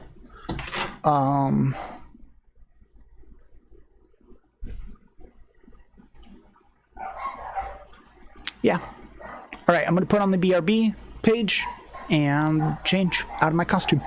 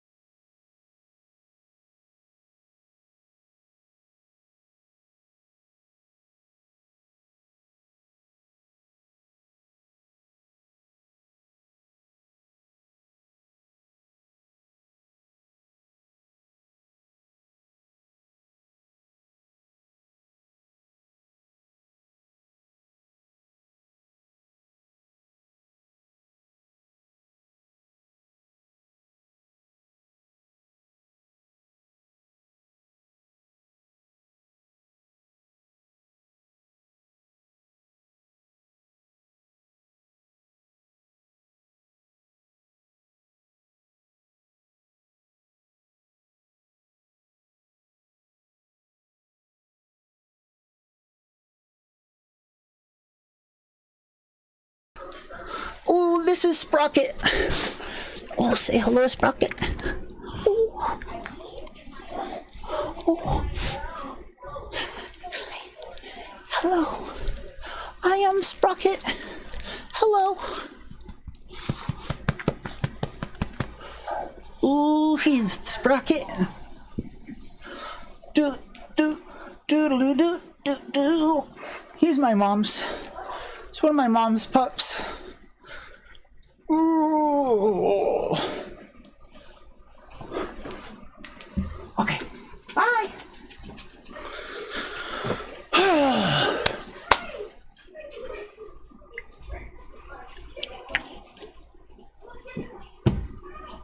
Okay, change the title to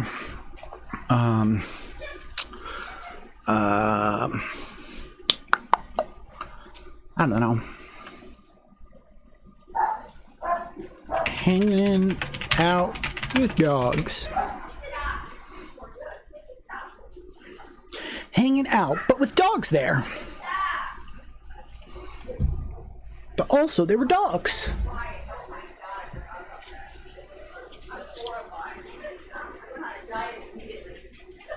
Here, do you remember that? No, what? That black dude told me I was as thick as sausage. Yeah, I do now. I don't know if you believe me. Yeah, I am. So. Well, Cool. your mother's as thick Beat as it. sausage.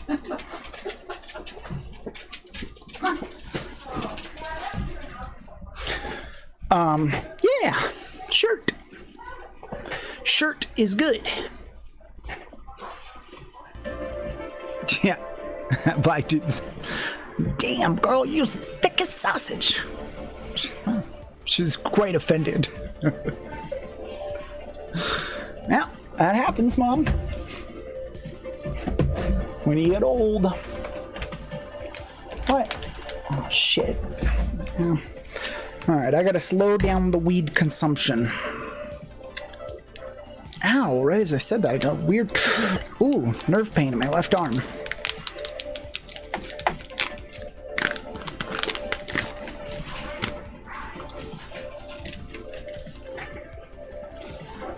Yeah, it was a compliment.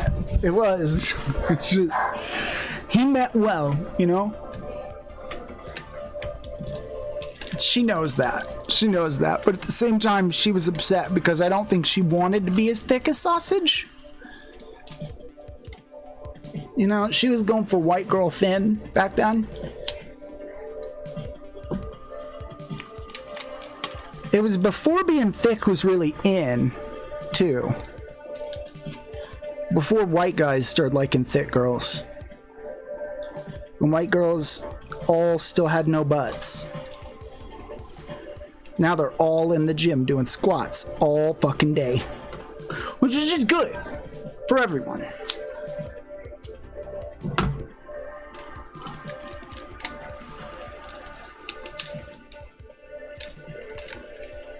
But there was a time when that was the case.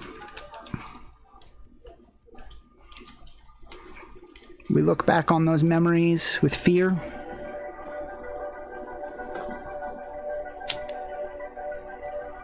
That we might become as our forefathers once did. Afraid of big booties.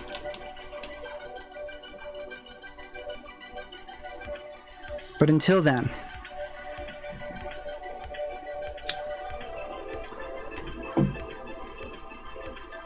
we say, drop it low, baby girl, drop it low. Drop it low, girl, drop it low, girl, drop it low, girl, drop it low, girl.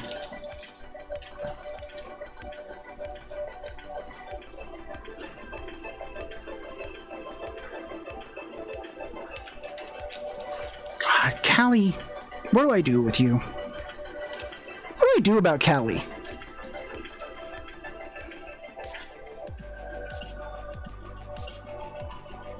He's just such a lost child.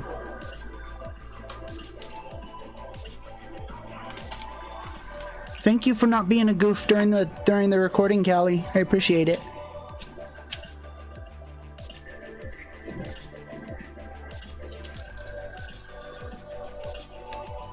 I know you held it in for me. And I love you for it. And when I say, what am I going to do about Callie? I mean, how am I going to help you? How am I going to help you figure out life? You know, is there one thing I could tell you that you could take and like as a hammer and use that thing as a tool to build a greater scaffolding of understanding about people and life and society? I don't think there is, you know, I don't think there's just one thing I can say to like transfer over the intuitive understanding that like say I have, but like just how to talk to people, you know. But I want to give you these tools. Like when I said don't try to be weird, just try and learn cool stuff and like improve your skills at things. You know what I mean? It's way more interesting to talk to someone about something they're skilled at and you're not, than to talk to someone about how weird they are. You know what I mean? Like, yeah. God, Callie, how long have I known you? A long time now. When was Callie's first message? Following since December 12. Quite a while.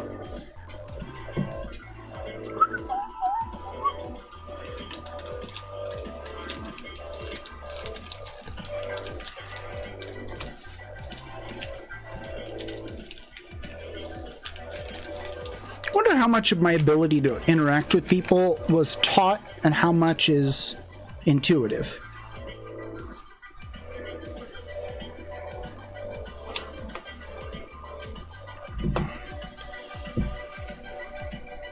$50-50, right? I mean, there's no answer to that question. I'm just pondering out loud.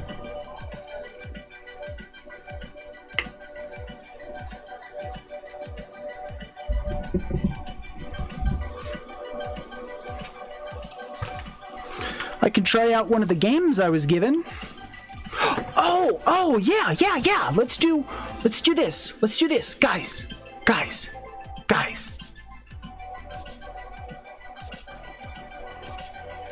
Let's play Stream Raiders.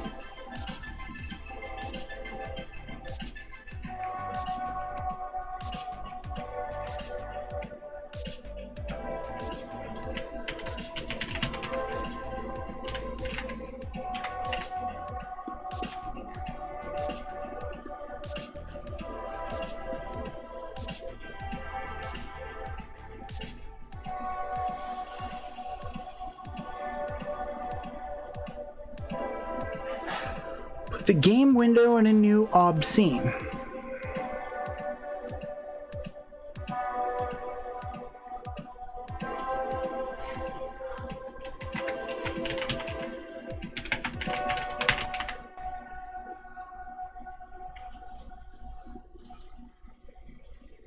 Plus game capture, ad source, new.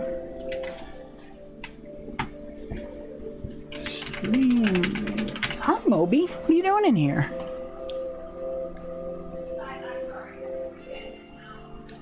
All right.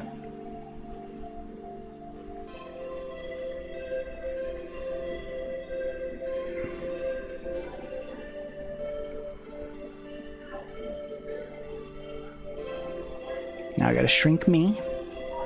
Now I gotta shrink myself.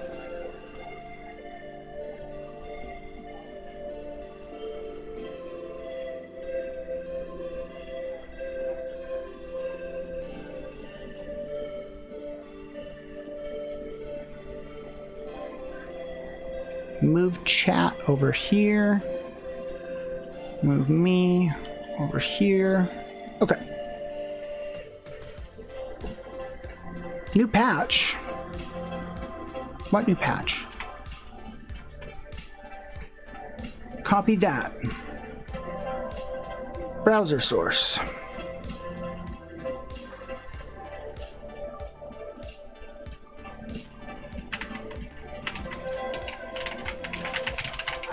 There's a new patch. What are you talking about?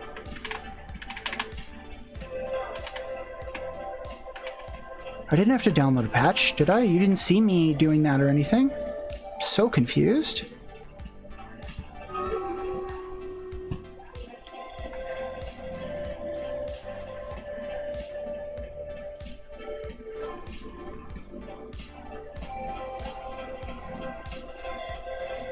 Put you up there.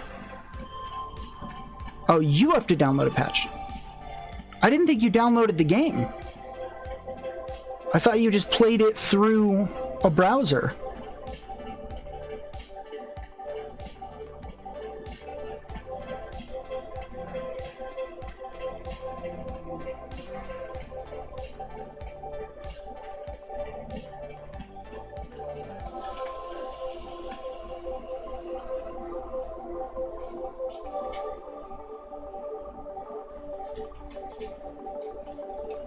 Somikyo? Who is Somikyo? Is that you?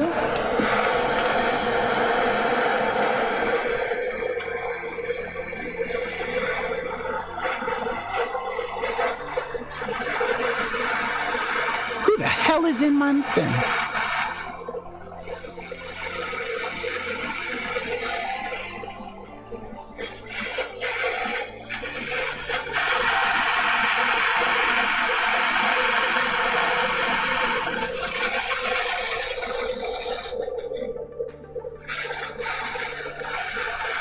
I hope so. Hi there, Somikyo. If you're out there, hi.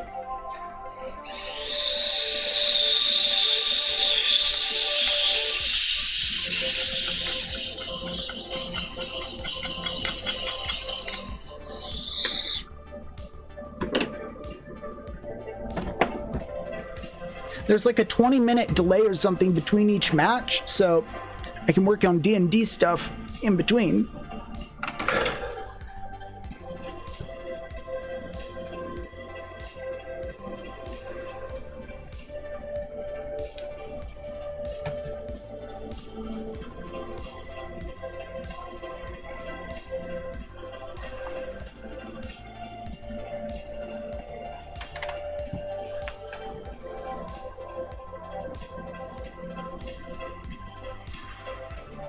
They never place their units.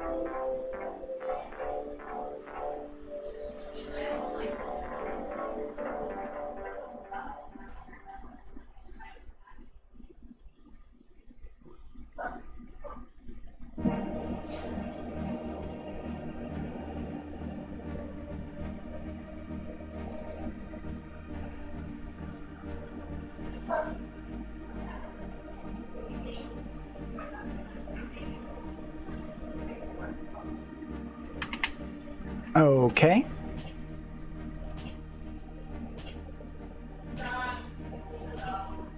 Oh, okay. Yeah. Gotcha. I have to do that in a different screen.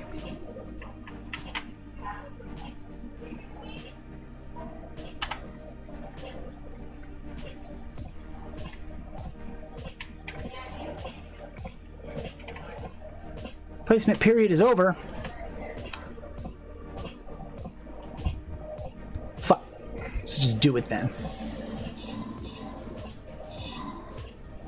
Oh, wait. Look at that. That was them. They just wrecked all that shit. Thanks for the fucking carry.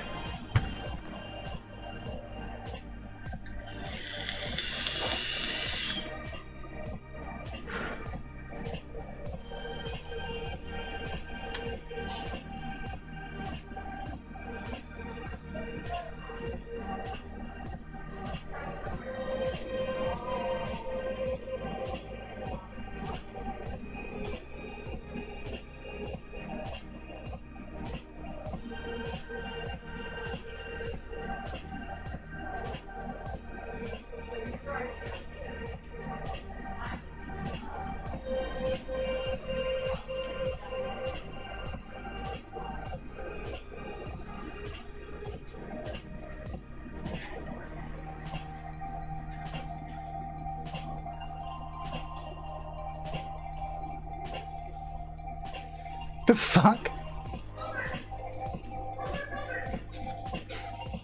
Interesting. So I can tell people to place certain things in certain areas.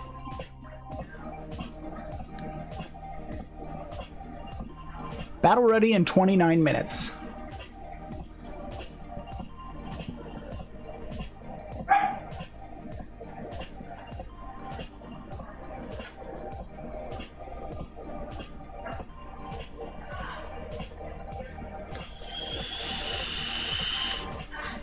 Who is Ashley P?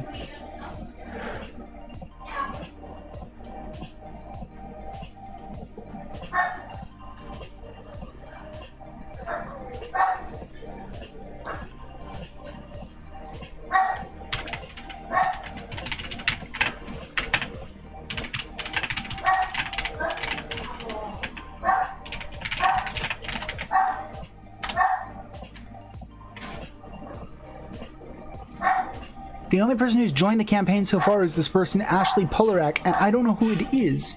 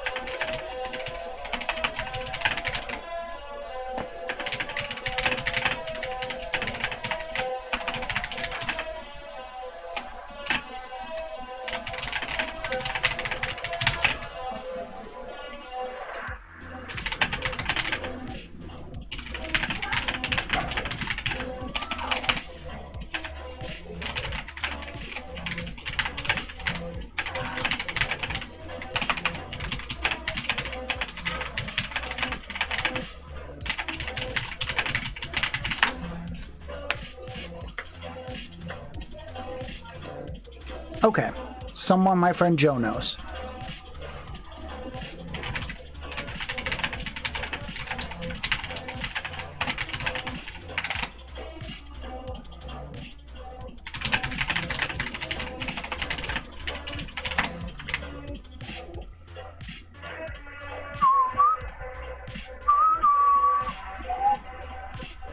You guys better place some freaking monsters or whatever.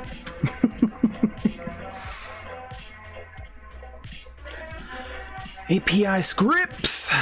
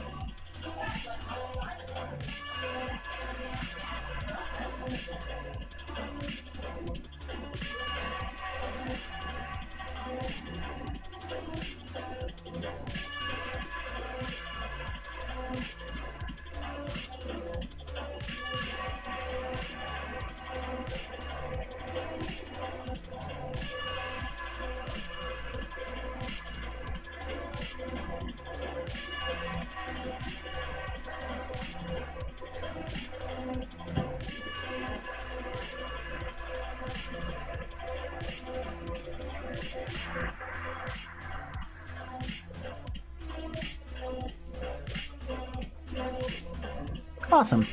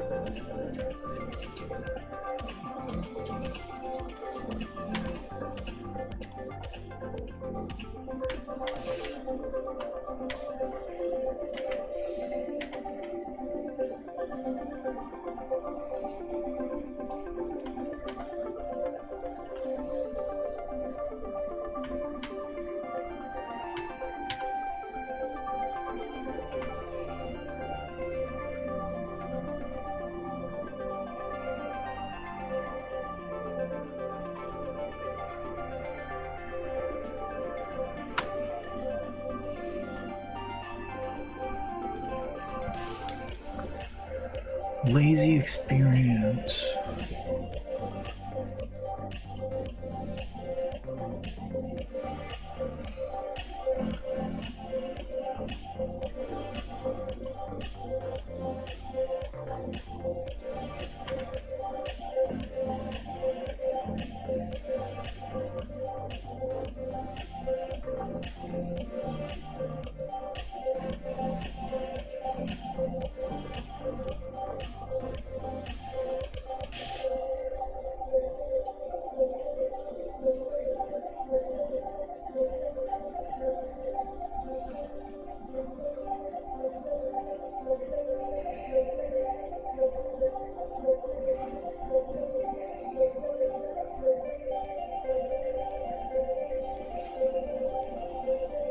Yeah!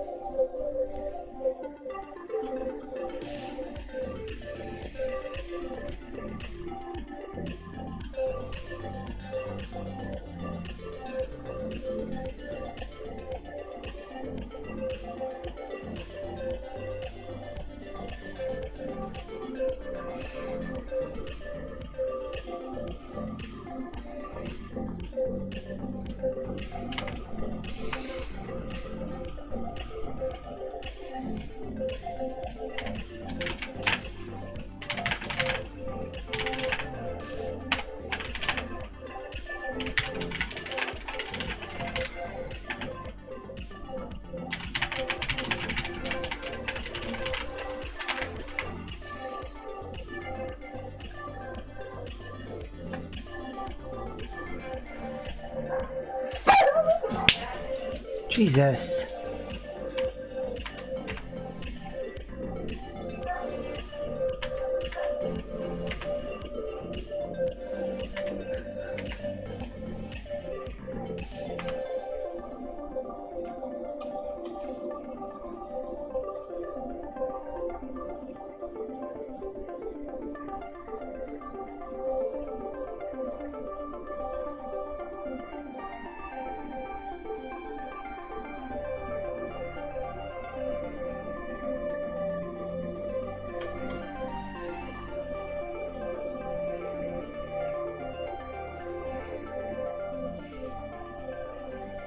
Okay.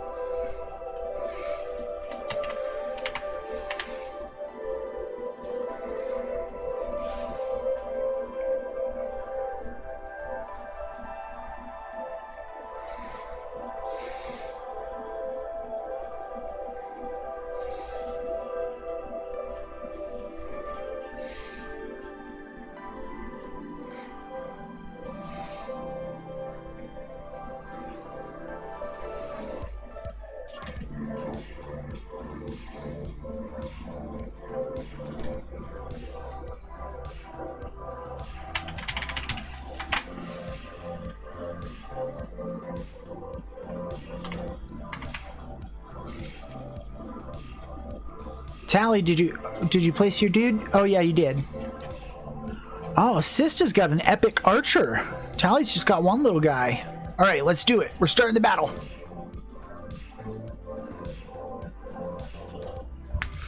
Dun dun dun dun dun dun.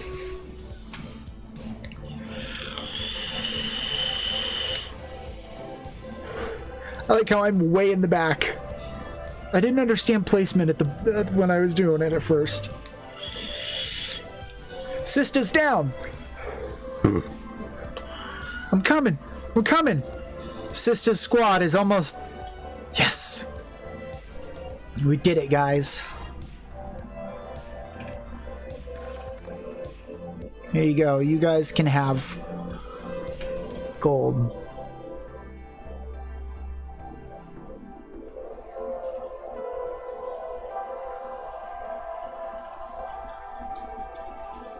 We did it, guys. We did it.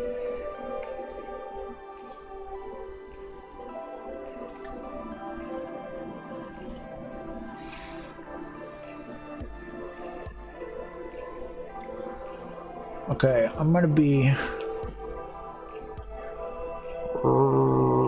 Where do we place? Okay.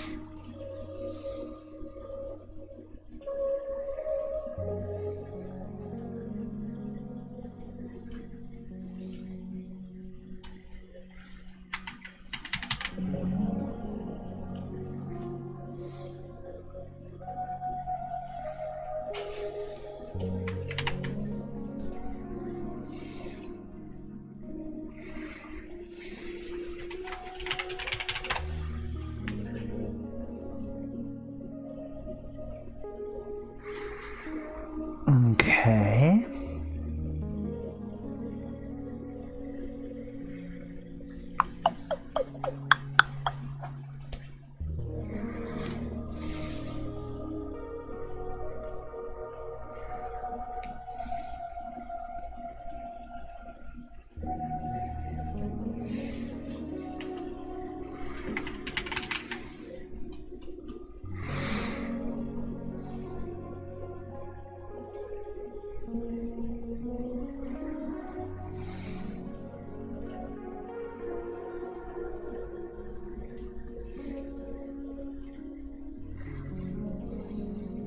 The API sandbox needs to be restarted.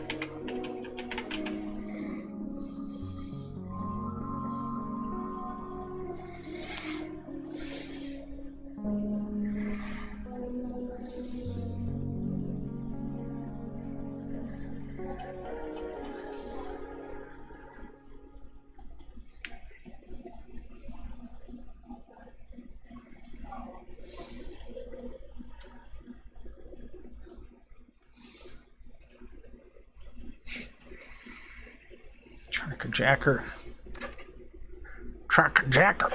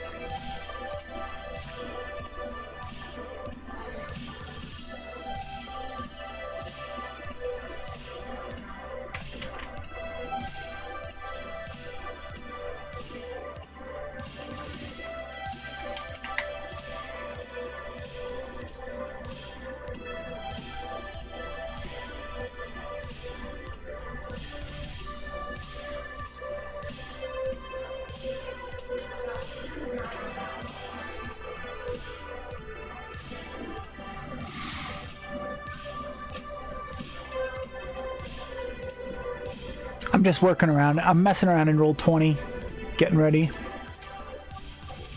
Relearning it myself, as I don't remember a lot of stuff.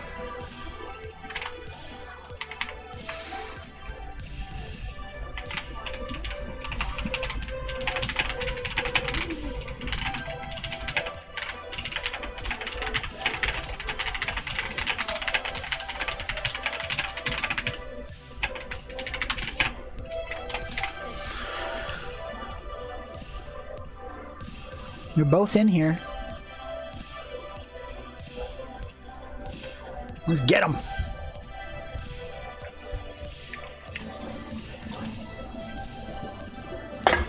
Fuck, I'm slow.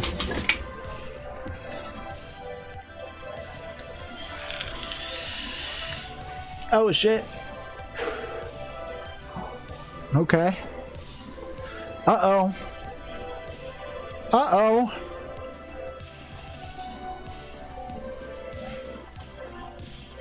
We died.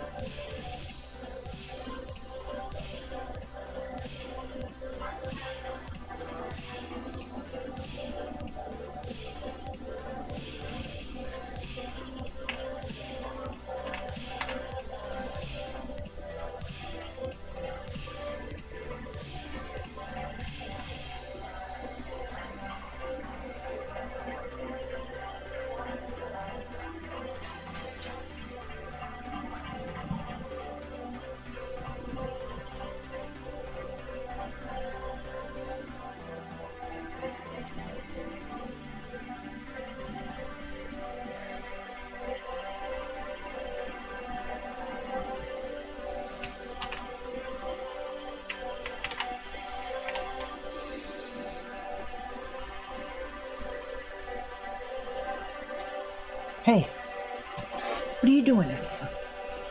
What are you doing in here? Oh gosh, you're so heavy. You're so freaking heavy. And you just flop. You just flop into my lap. Hello, hello. This is Apollo. Hello, little Apollo.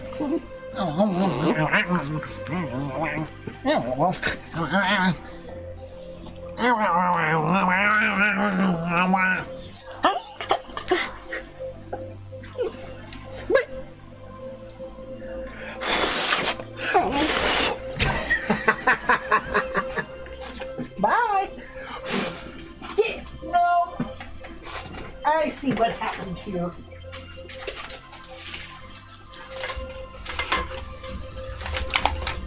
Jeez. Gee whiz.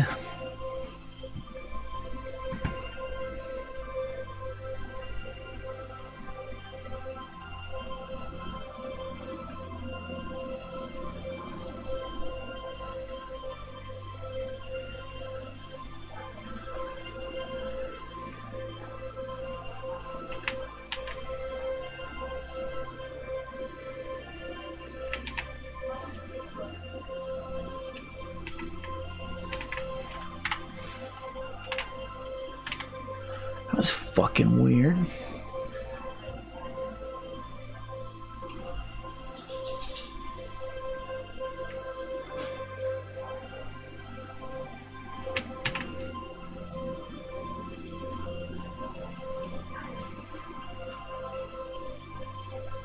Ow.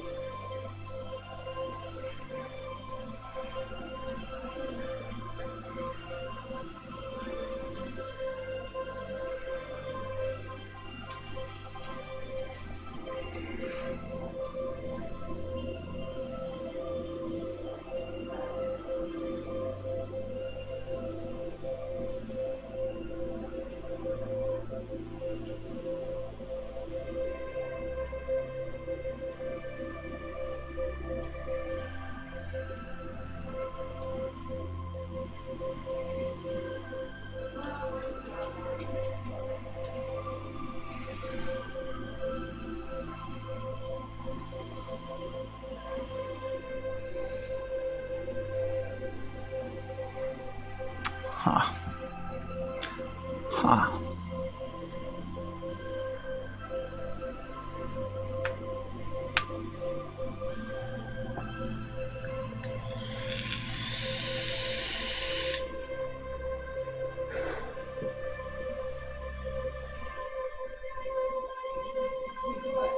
Stuff with Roll20. It's being weird.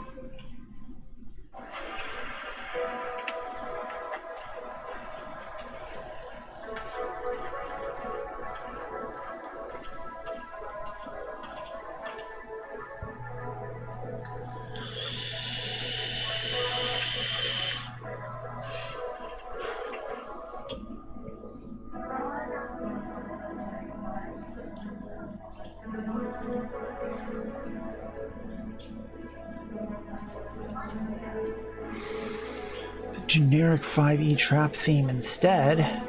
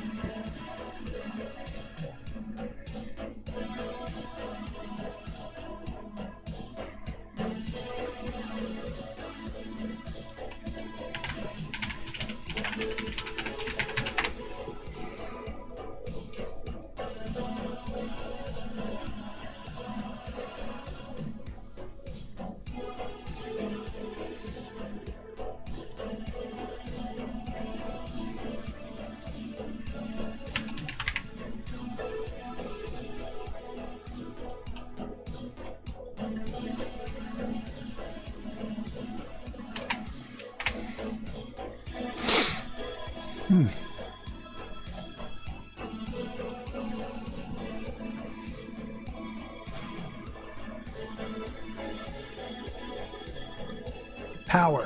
What the fuck?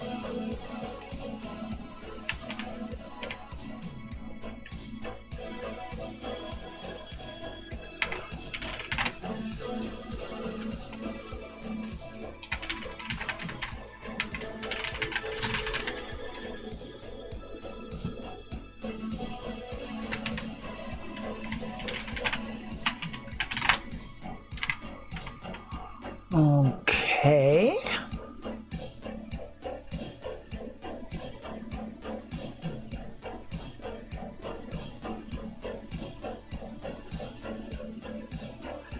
Exclamation combat start.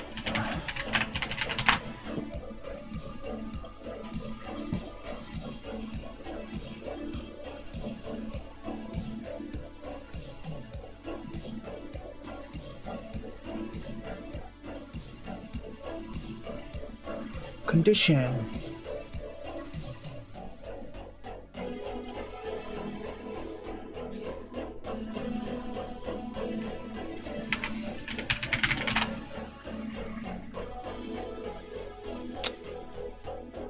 What the fuck?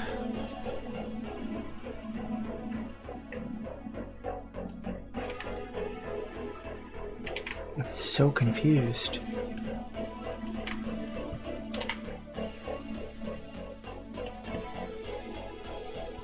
There we go.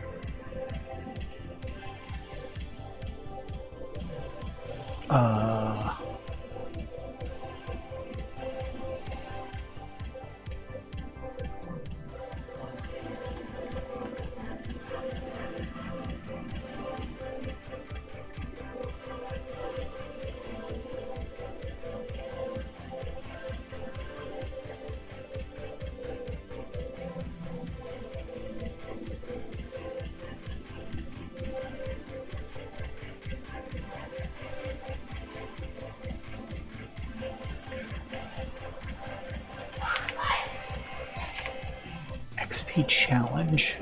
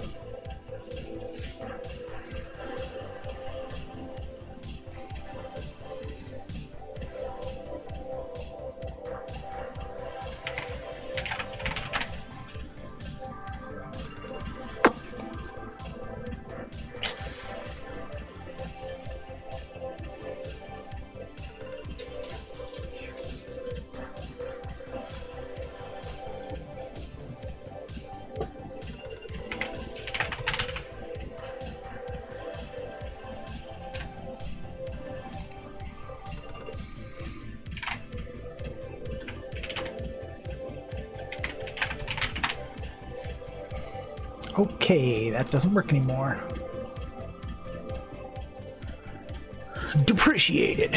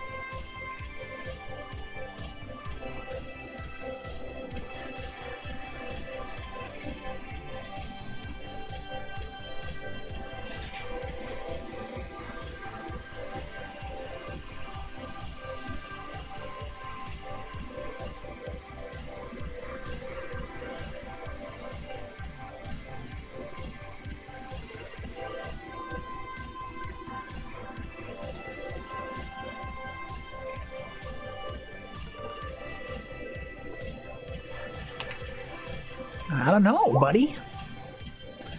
But I think we're ready to raid again. Da-da-da-da-dum.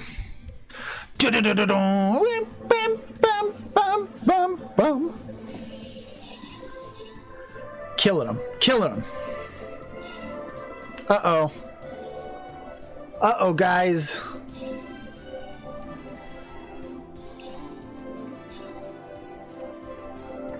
We got wrecked. We got wrecked on level 1. We need more allies. He'll die in 2 hits is what he'll do.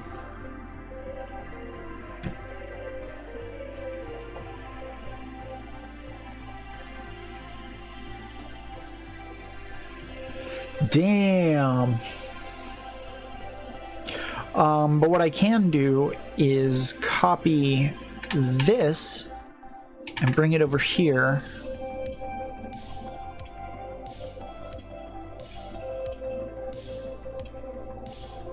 So that when we're fucking around in this,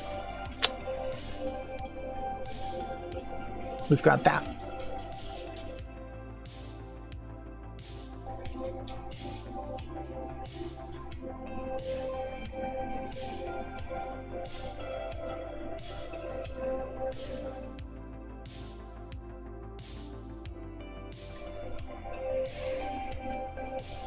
Cool.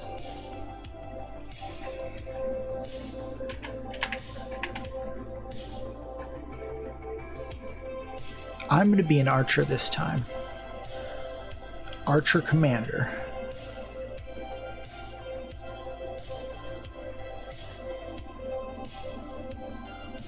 This guy just jumping in the battle, man. Level 21. Jesus.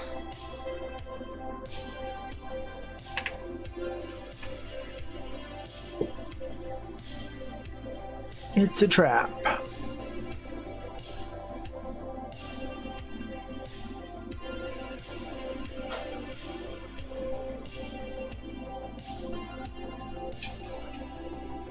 Macro called Trap Maker.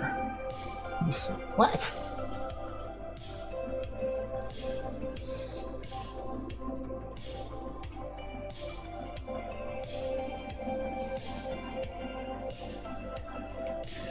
Nuh-uh. Yes, it is. Look at that.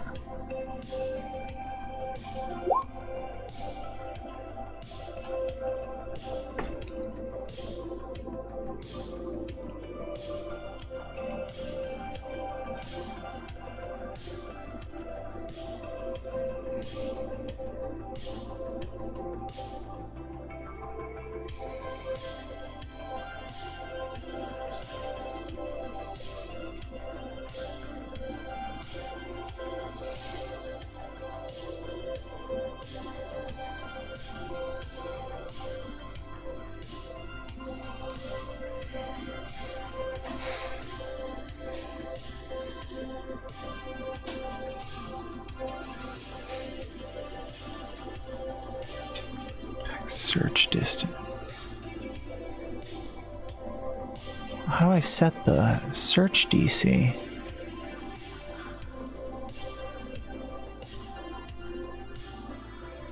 Type. Yeah, trap.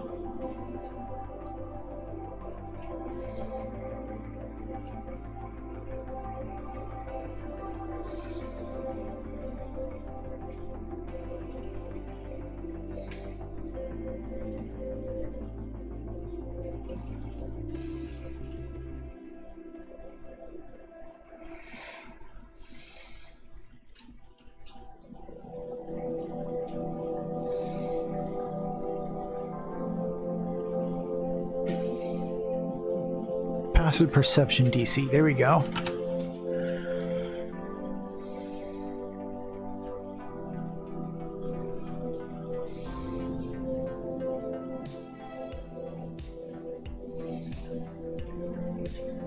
Perfect.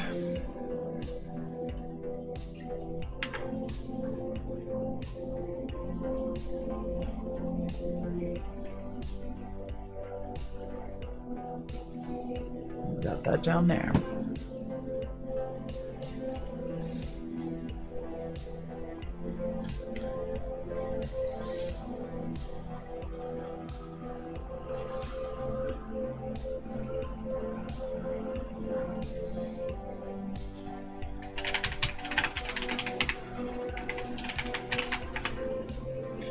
Combat what now?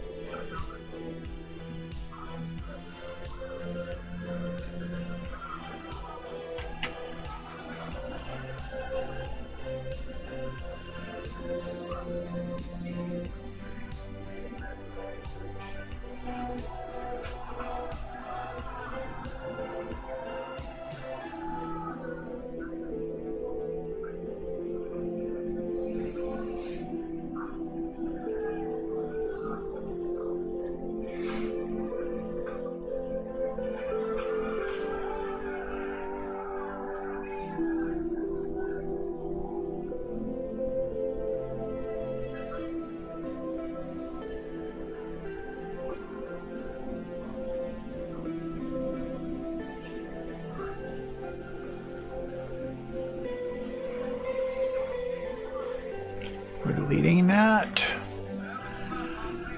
And that. Facing. Facing indicators for tokens. How? Where?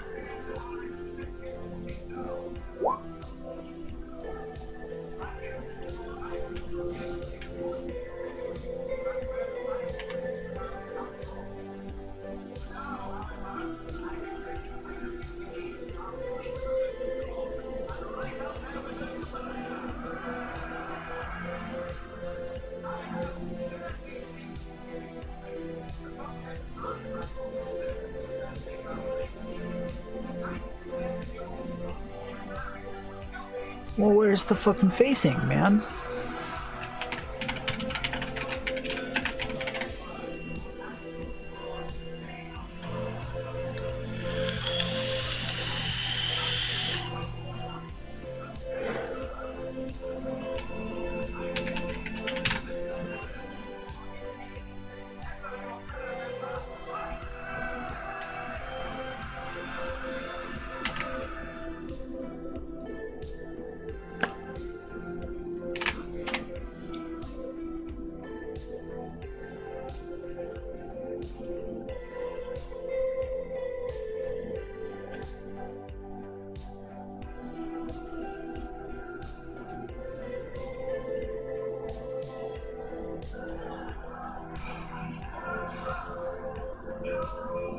Okay.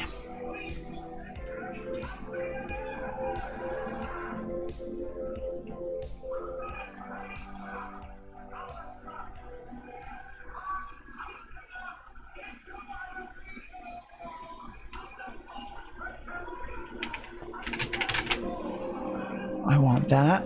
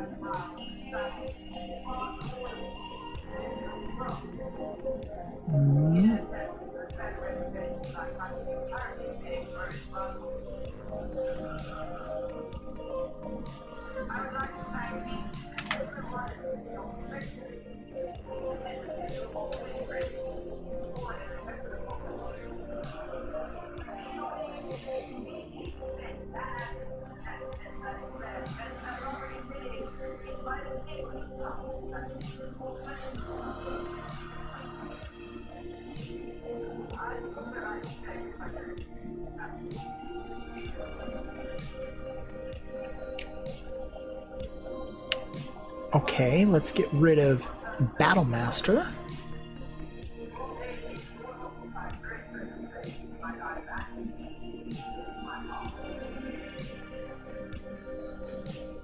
Disable that script.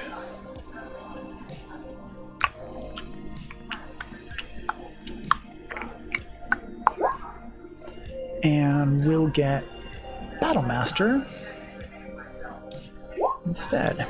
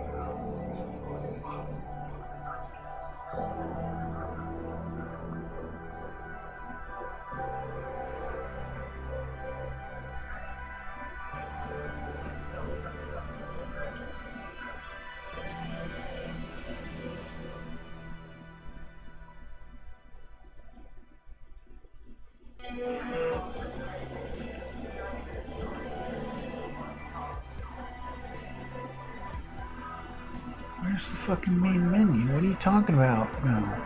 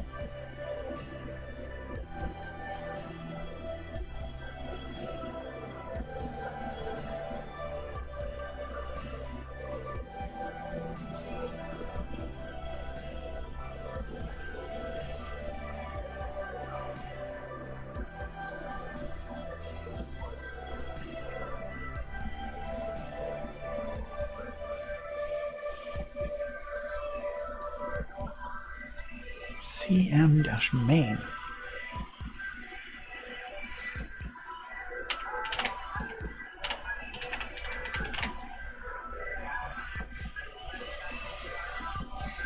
Oh.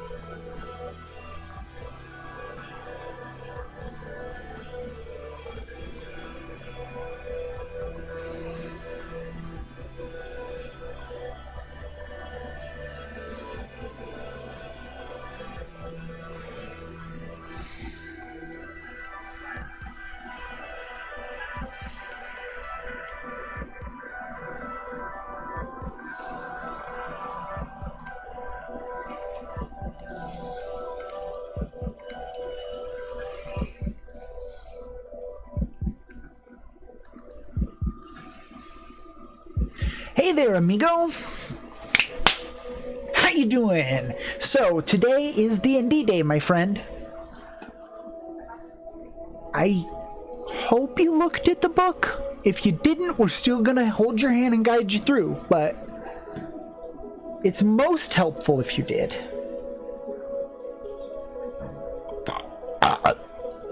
Excuse me.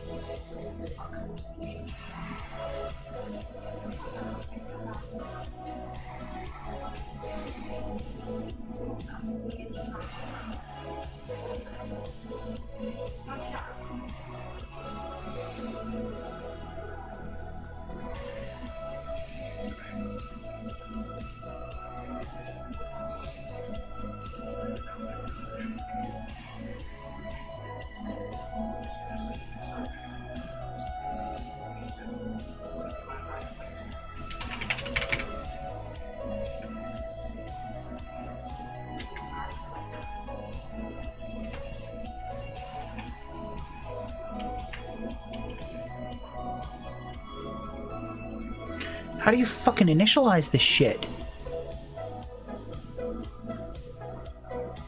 I don't get it. I don't get it. Okay.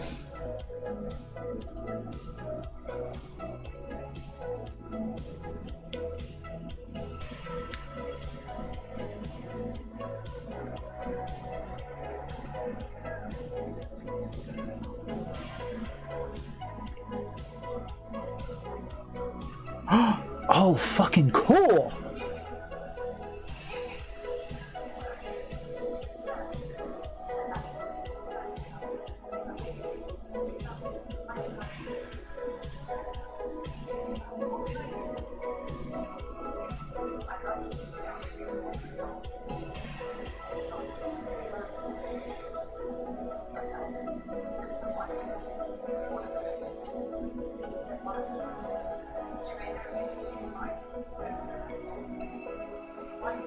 How do I open this? That way. Okay. Get away from here, little creature.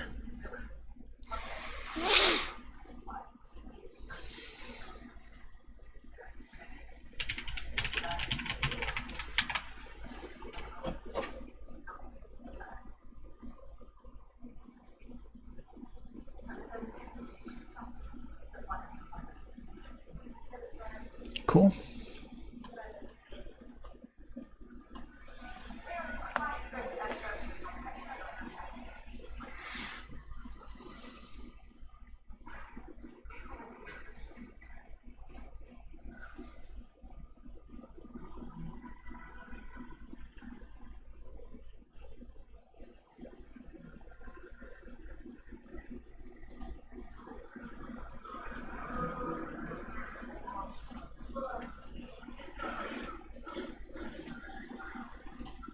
Wah, wah, wah, wah, wah, wah, wah. What's that? Why did it do it again? Weird.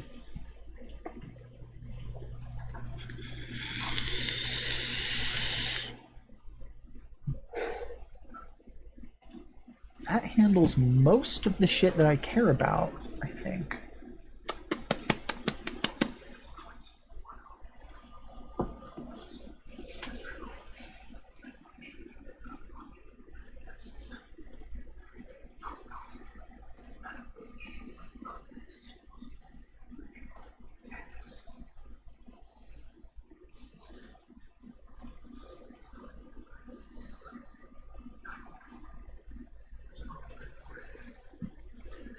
Okay. We want to go to the API.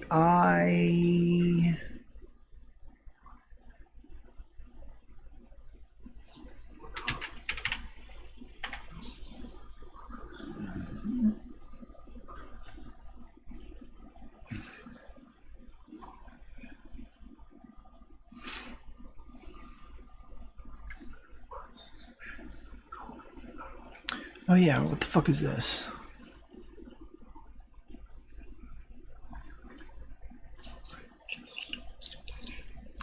Oh, something stupid.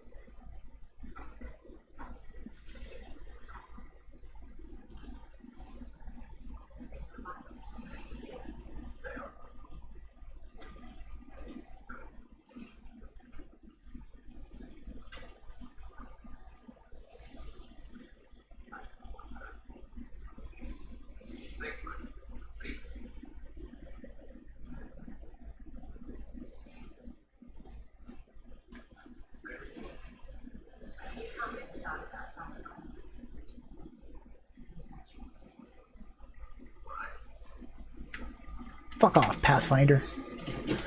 Nobody cares about goddamn Pathfinder.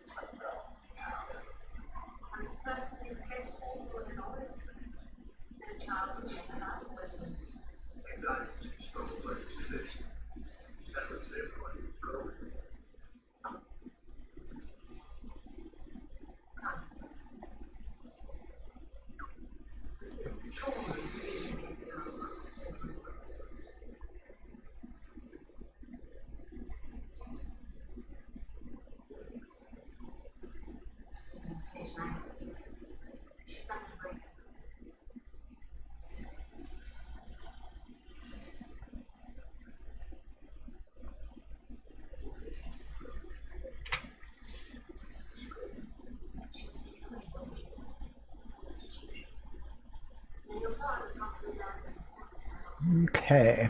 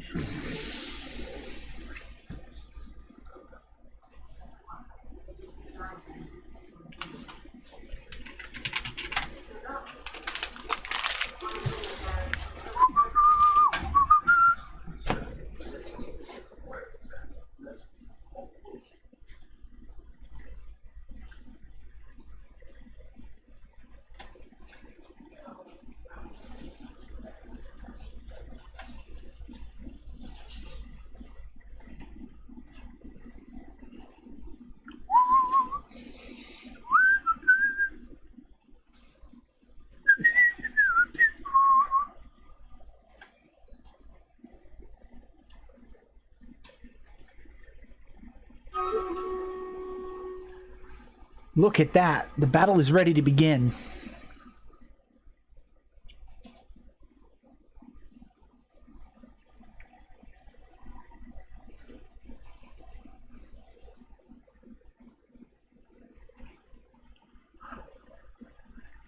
And I'd like there to be no grid.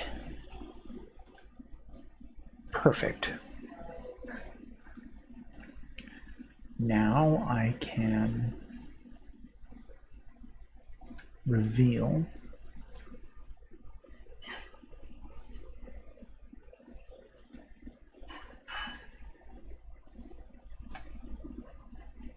what the fuck is that?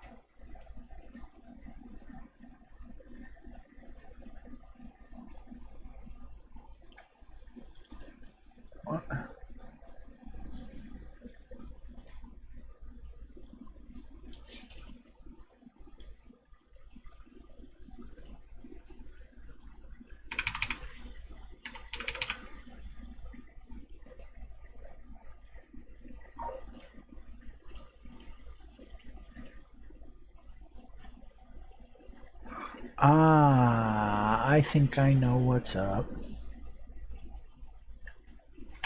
But hey, that's cool.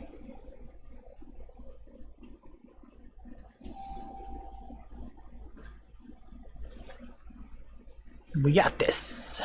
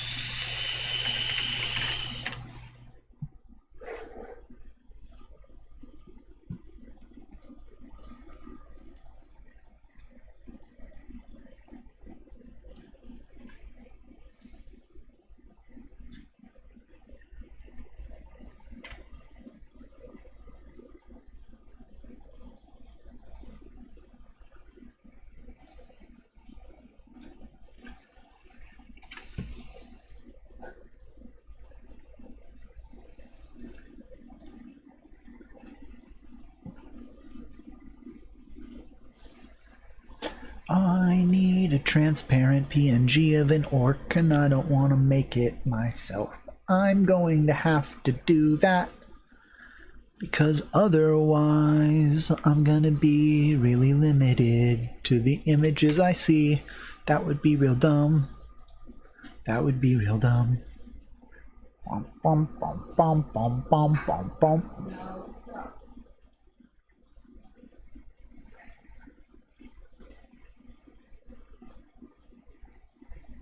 Photoshop.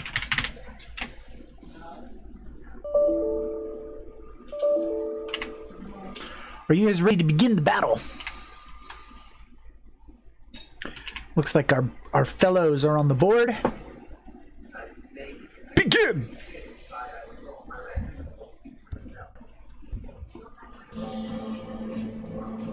This other dude who joined us is gonna mop up.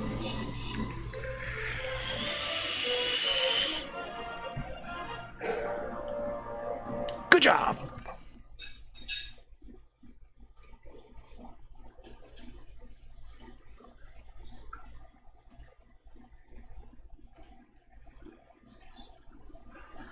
Okay. I'm gonna be a tank again. I'll be over here.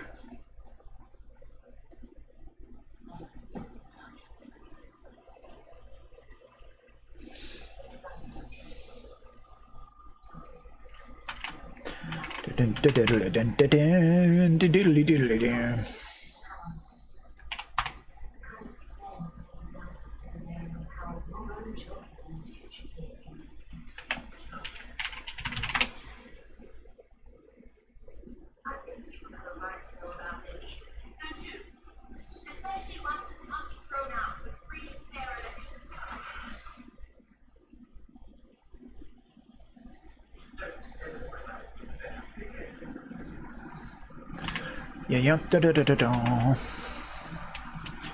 Yum da da da da da da.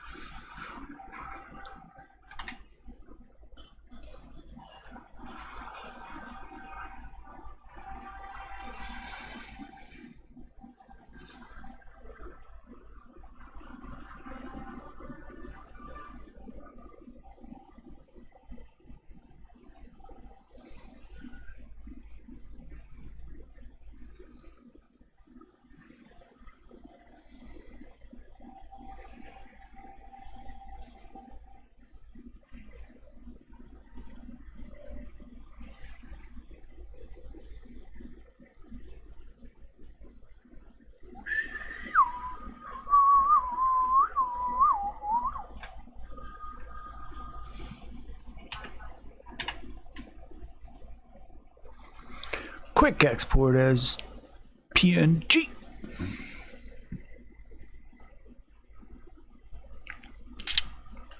Where's it gonna go? Where's it gonna go? Whoop, whoop. Where's it gonna go? Where's it gonna go? Woo. Where's it gonna go? Where's it gonna go? Whoop, whoop.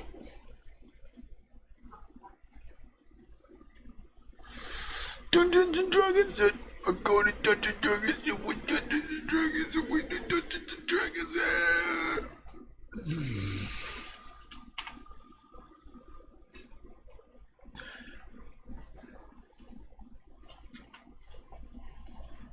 We play in Dungeons and Dragons adventure like Bilbo Baggins.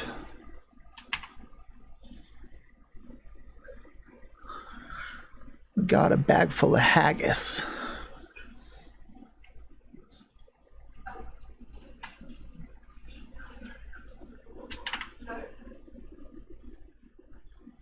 Oh, I got a dragon on there. Whoop. And then I want to...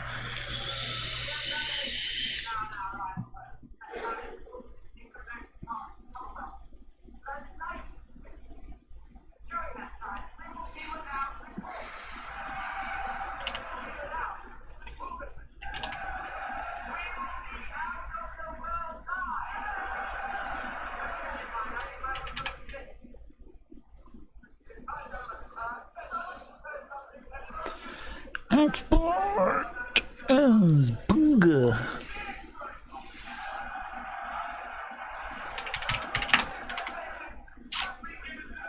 Back here, go back to here, go back over here, we'll bring this guy in. Yep. Yep.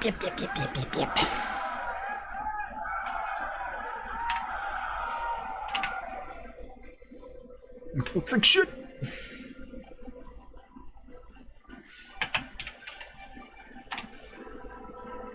You can be a rock gnome. You can be a rock gnome all you want.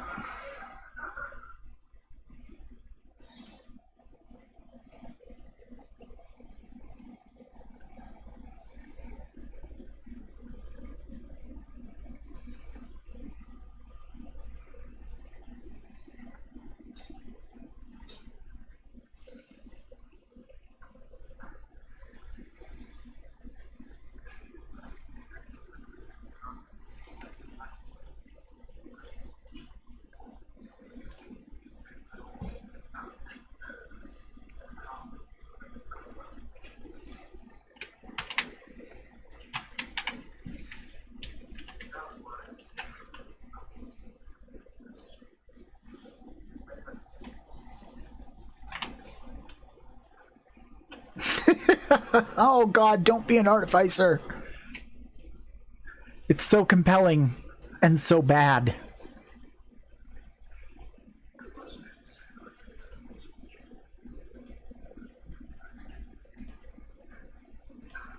The only person who said anything so far is a sorcerer and a barbarian.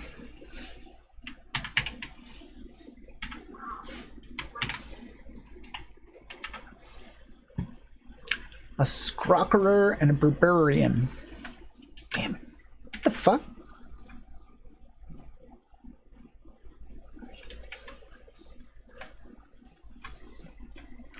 and a Berberian. Export.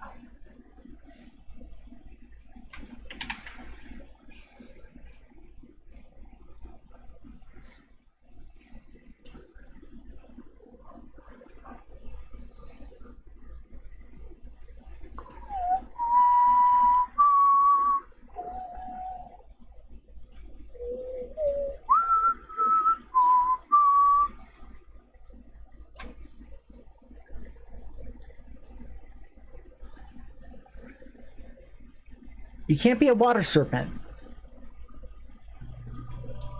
You can't play, Callie.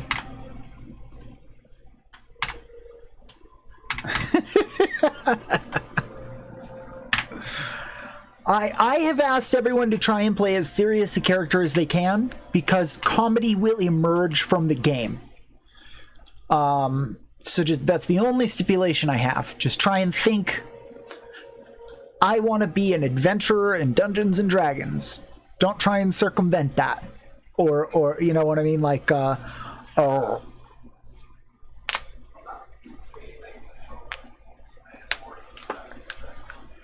What's the term? I just was talking about it the other day. You circumvent expectations.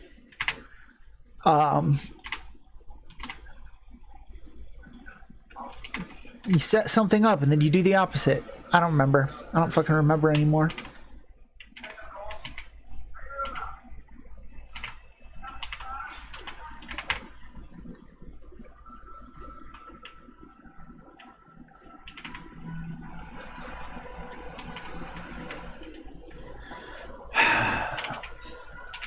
Subvert.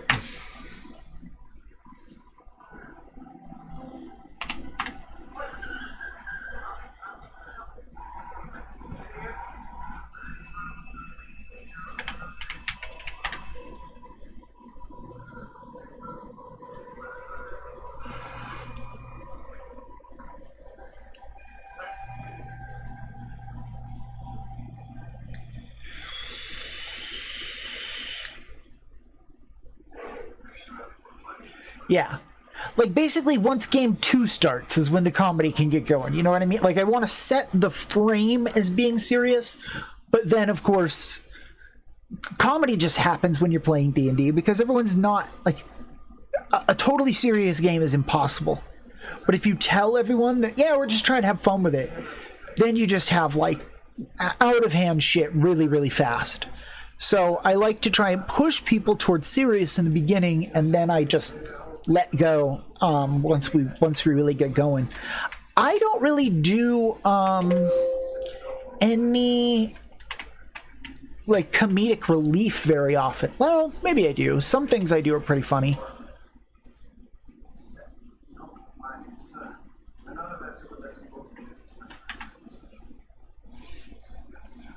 Can I just export this now? Can I export it?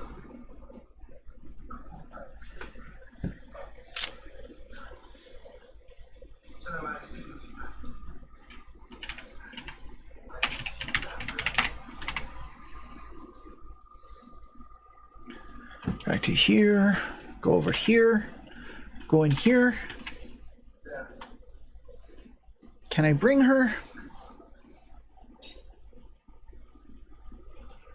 Yeah.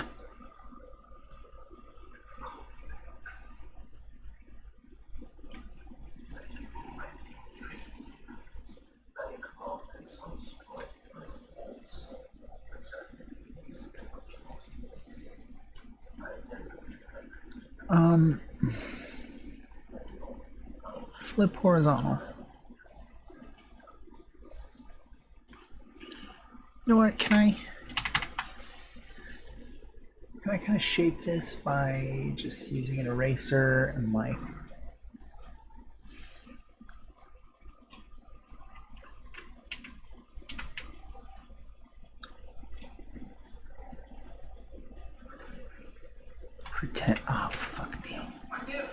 Oh, okay. 20 eventful weeks at sea, 5 continents, covering many thousands of miles. I'm happy to report that we saved our greatest adventure from us. As the Royal Yacht Britannia turned naval risk, fifth shipwrecked mariner.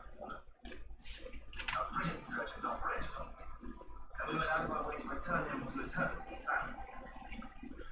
Now, export as. Export all. Select the Hobgoblin, save, replace it. Go back over here. Take the Hobgoblin, drag it in, flip it horizontally.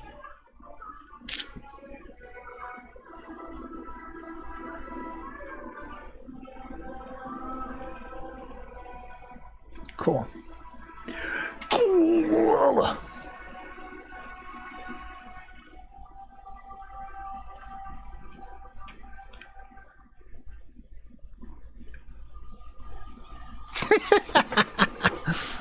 Okay. So, a little taste of tonight, shall we? Let me set this. No.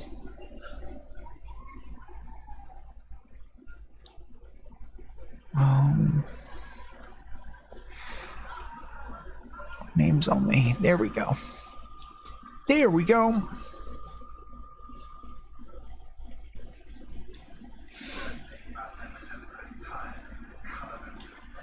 This needs to go back to the map layer. There we go.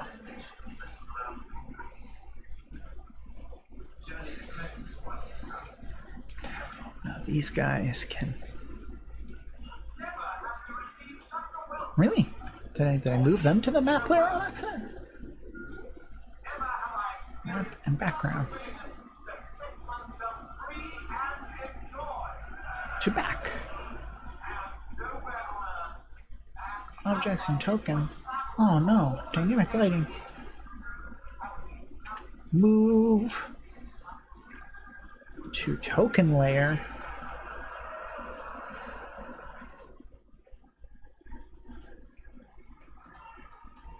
What fucking layer are you guys on? Okay. Token layer. Token layer. Token layer. Token layer. Okay.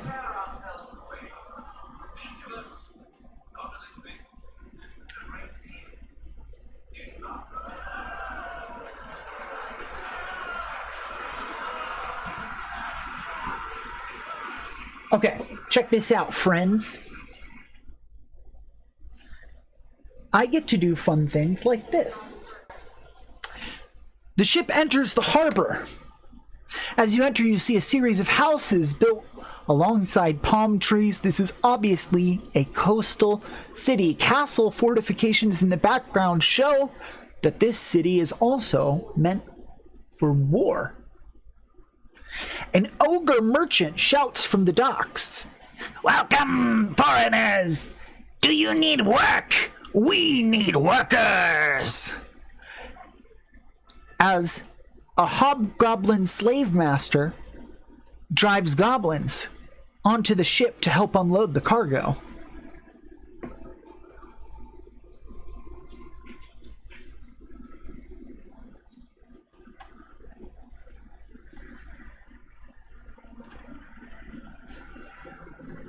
Do you see? I get to make scenes, actual little scenes.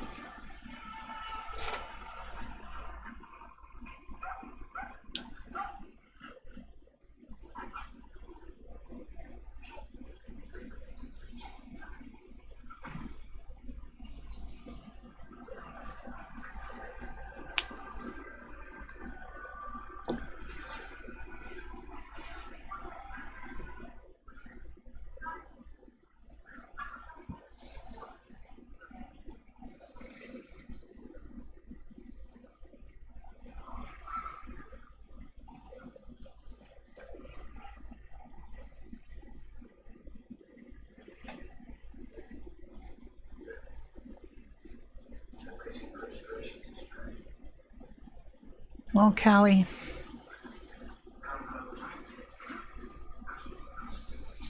We'll see what happens.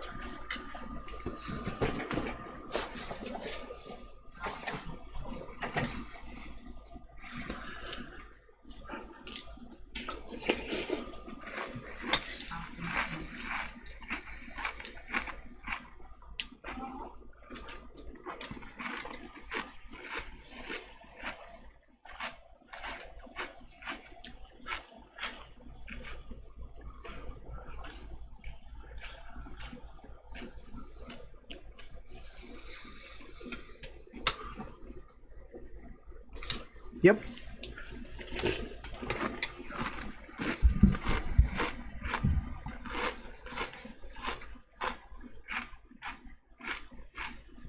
Okay. Adios, amigo.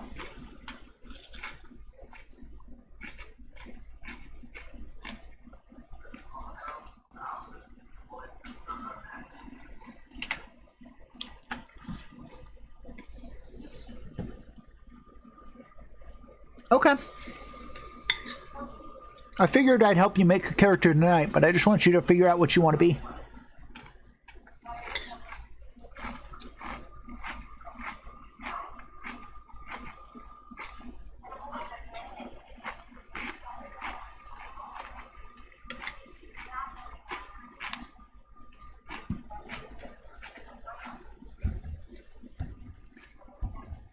Sure. I mean, if you want to jump into that link that I posted in the D&D chat and start working on a character sheet in there, it'd be best. Because this is where you're going to have to be.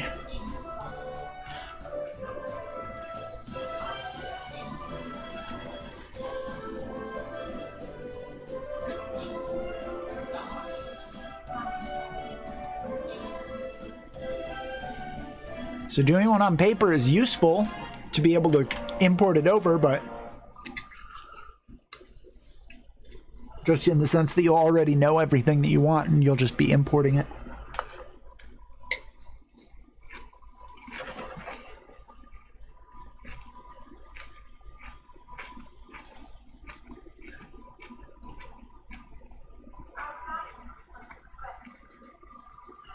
Uh-oh, this might be hard for us. Might be a little rough.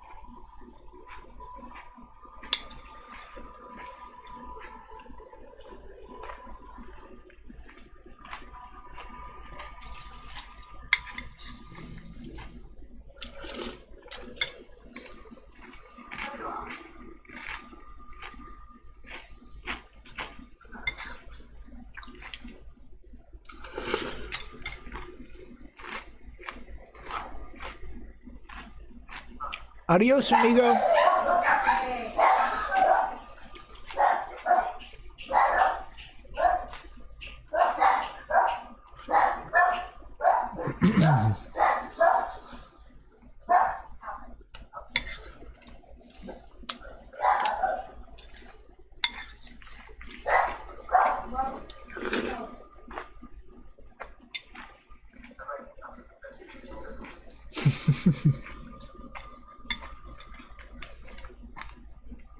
See if you can find a character picture you like that I can cut the background out of.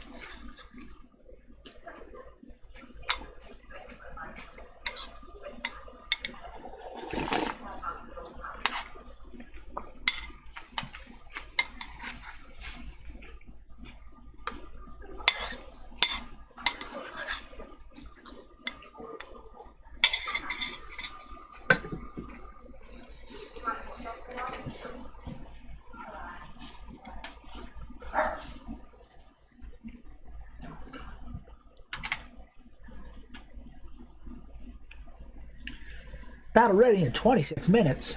We gotta wait. Gotta wait a hot minute.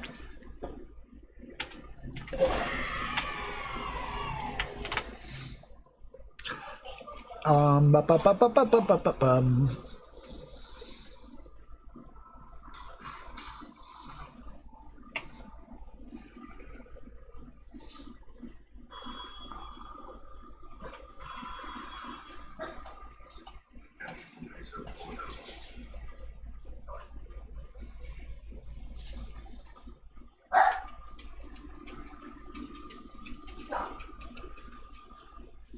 Hi, Casper.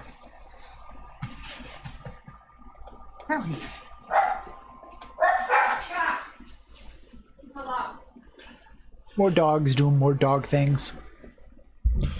Dogs doing dog stuff. Dogs will be dogs. Dogs will be dogs.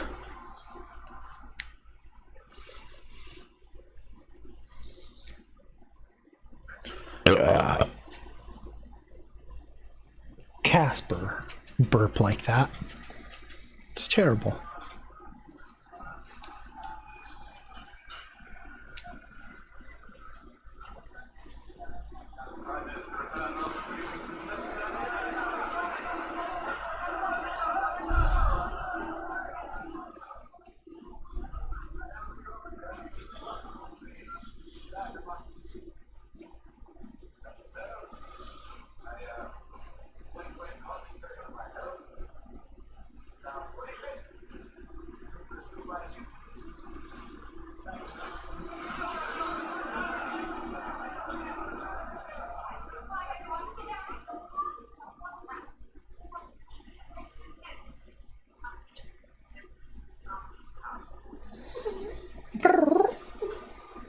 Hey, kitty, kitty, kitty, kitty, kitty, kitty. Nope. Nope. Nope.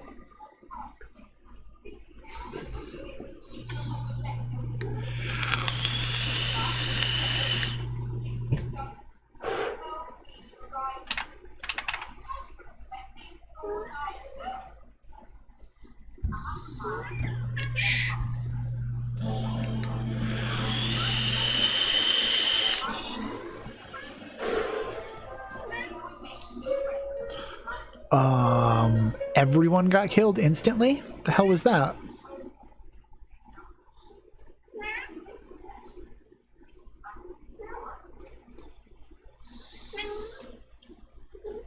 No, kitty.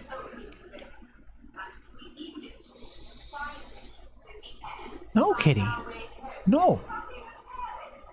That's enough out of you, kitty.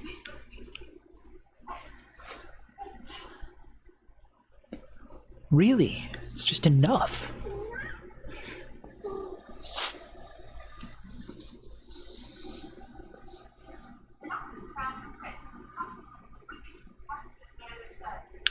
going all right. It's going. I'd say we're winding down. This is probably the end. I haven't looked. Yeah, it's this. I don't know when someone sends me a Discord message if I'm streaming because I don't get an alert. I don't even see an image.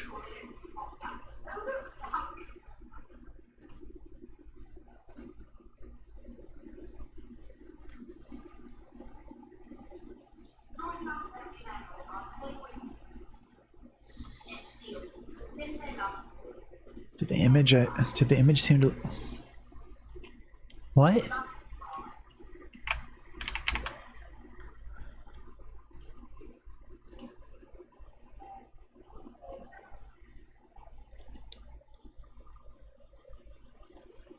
Oh, the one for Twitter. Yeah, it did. I liked it.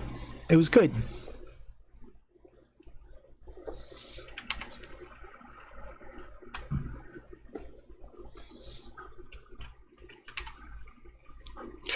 Twas good.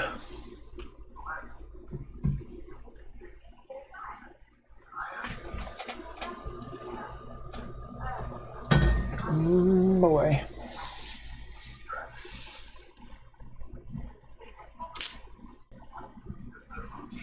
Just getting ready for D&D tonight now.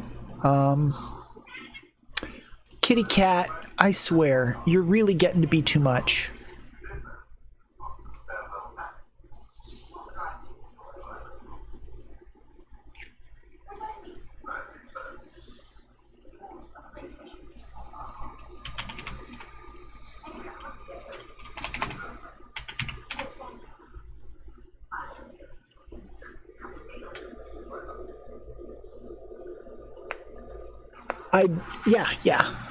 Yeah, I liked it. It was good. It was easy to post places and... Come here, kitty! Ooh, ah. I love you. I love you, kitty. Uh-oh, what doggy is in here? What doggy is in here?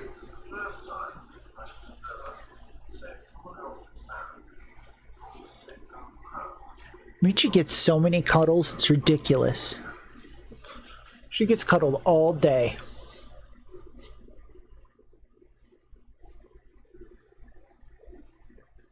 Because she demands them and puts herself in places where she'll get them.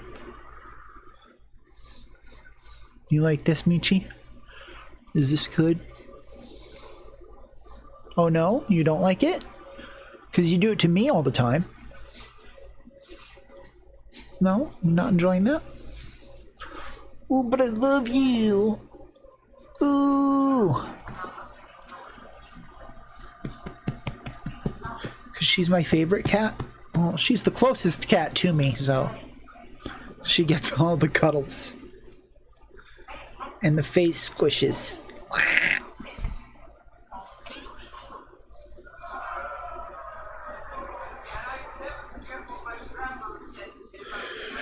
I'm gonna have to make a new interface for D&D. One that shows everybody's camera and then shows the map, stuff like that. So that'll be a project to do this week after I know what it's all going to look like, what the setup will look like. Tonight will be rocky because I've not used Roll20 in years. So there will be hang-ups, there will be hiccups, there will be, stuff wrong. So just come ready to not do much. Come ready to create a character and then just, shit talk and have fun.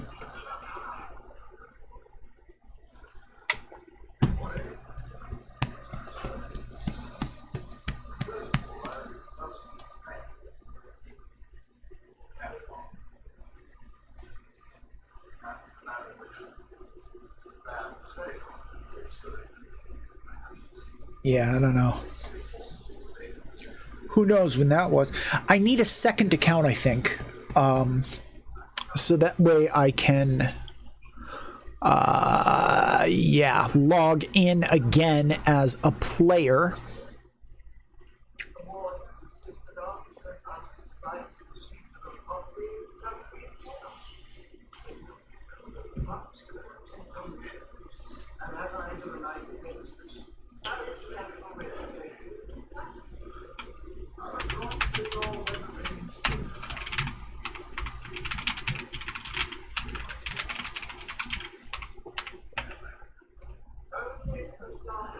Email address is an the @ symbol didn't take.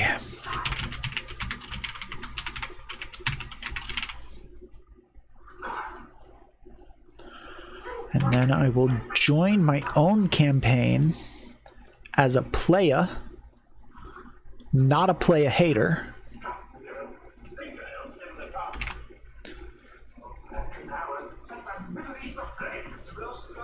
You're a cat. You're a flippin' cat.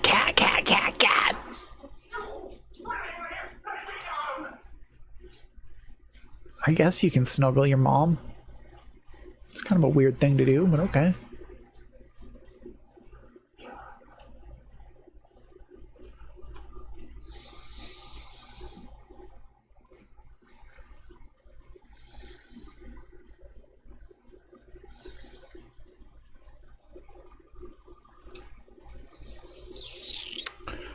Huh. Okay. Well, that's interesting.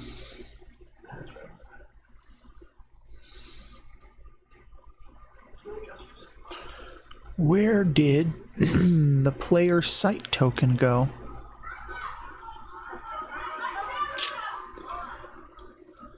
Put it in again.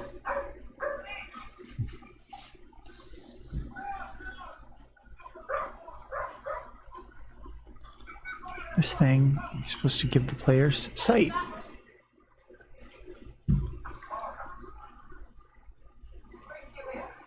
All players see this light. Oh.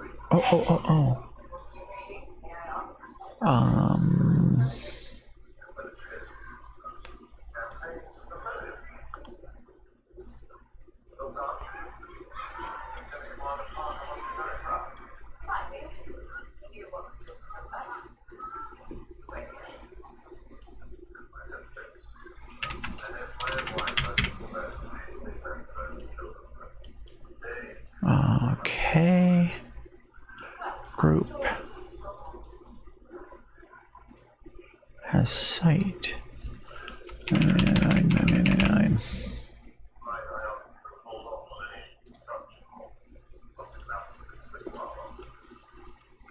Okay, that didn't do it. Vision. You can emit light. Save changes. There we go.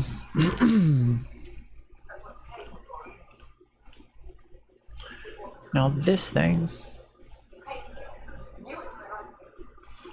should be on.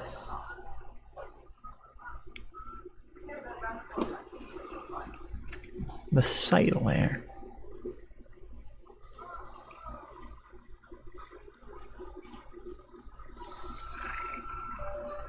Kitty, stop it, weirdo.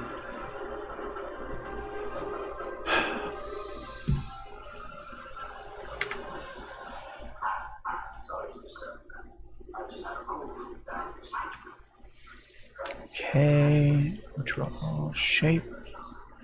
We want to go to dynamic lighting.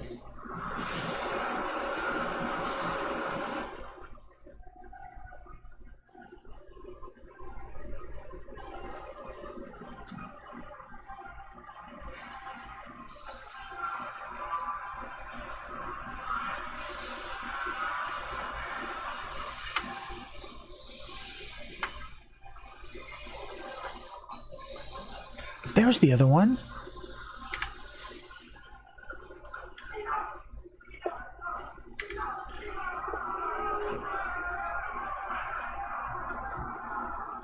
There we go. There we go. Why is that partially see-through though? That's really kind of odd.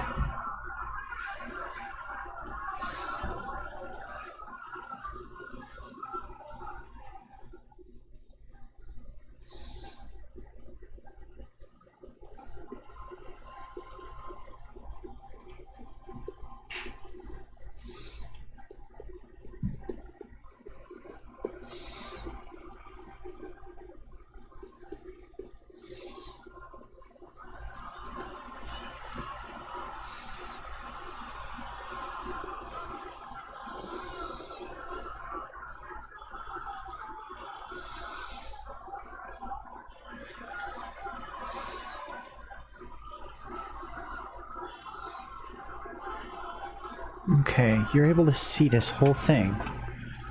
Why?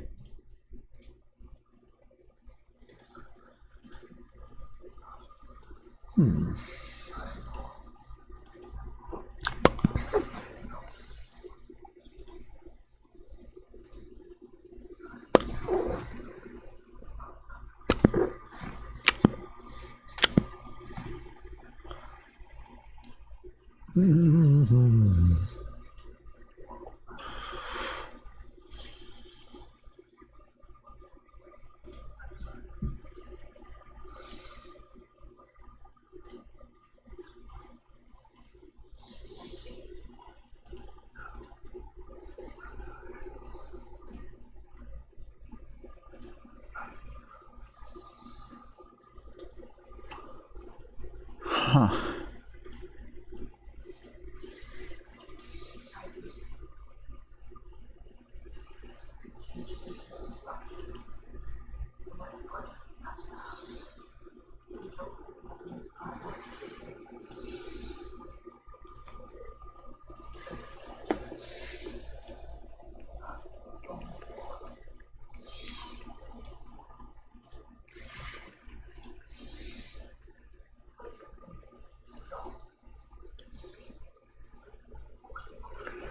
We just got it, actually. We just started playing it today.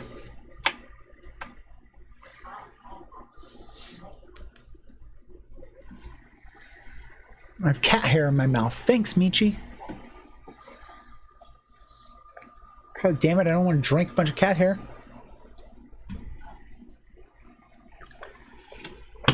Yeah, we just started playing it. Let's see, can we start our battle early? Yes, we can. Get him. Get him.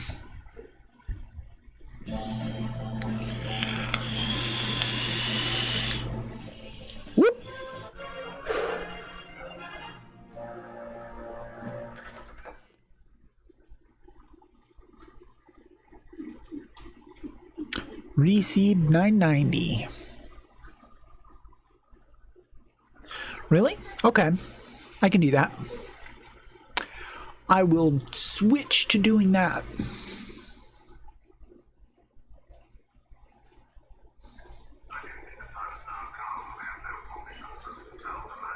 Yeah. Use it to buy some shit.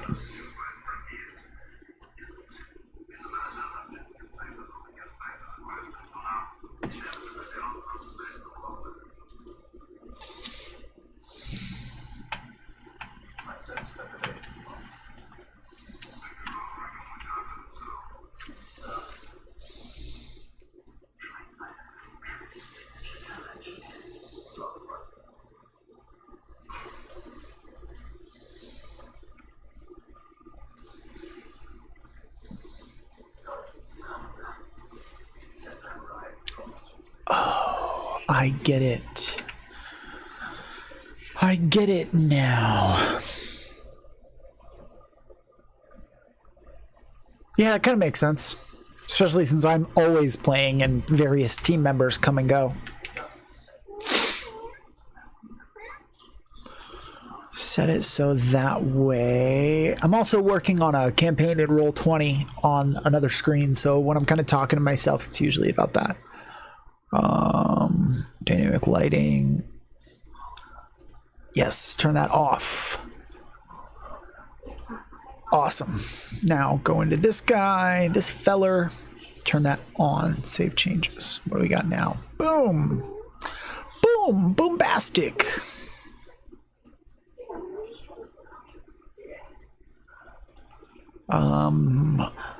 Can't I make it so the players can't pass through this or something?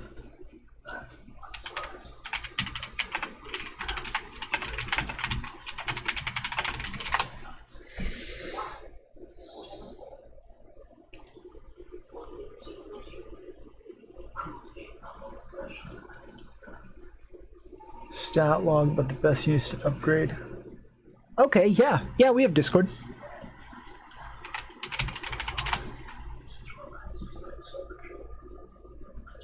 If the bot decides to do it.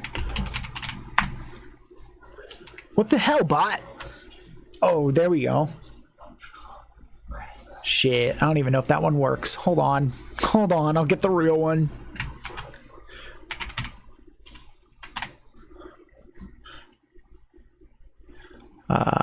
This.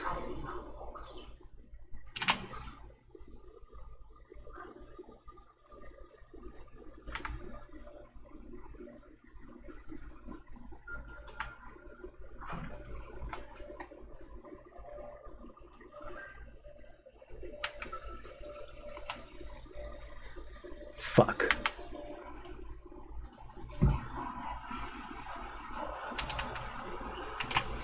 There we go. There we go. Jeez. That was silly.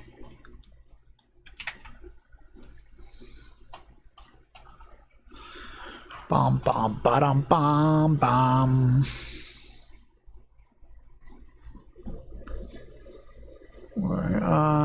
Dynamic lighting.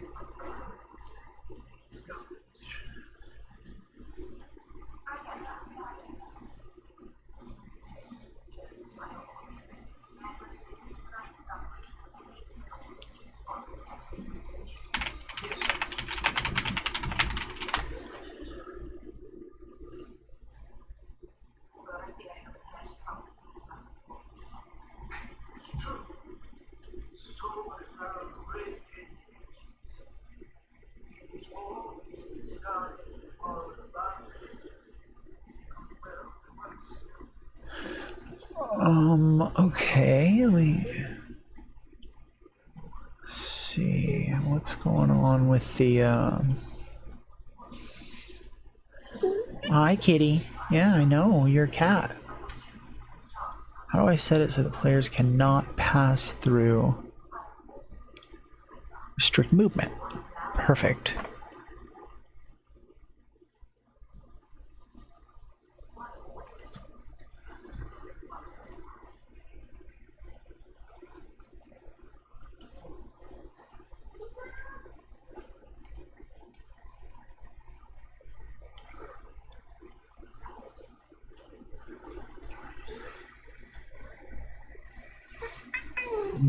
What, kitty? You really want attention today. Jeez.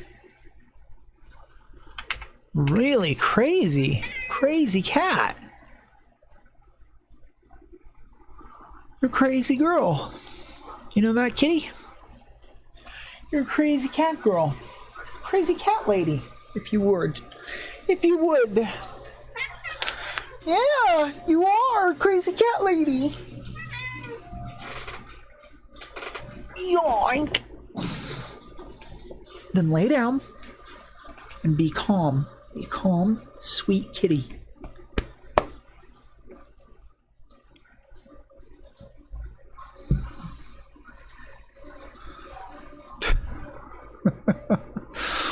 Oh, man.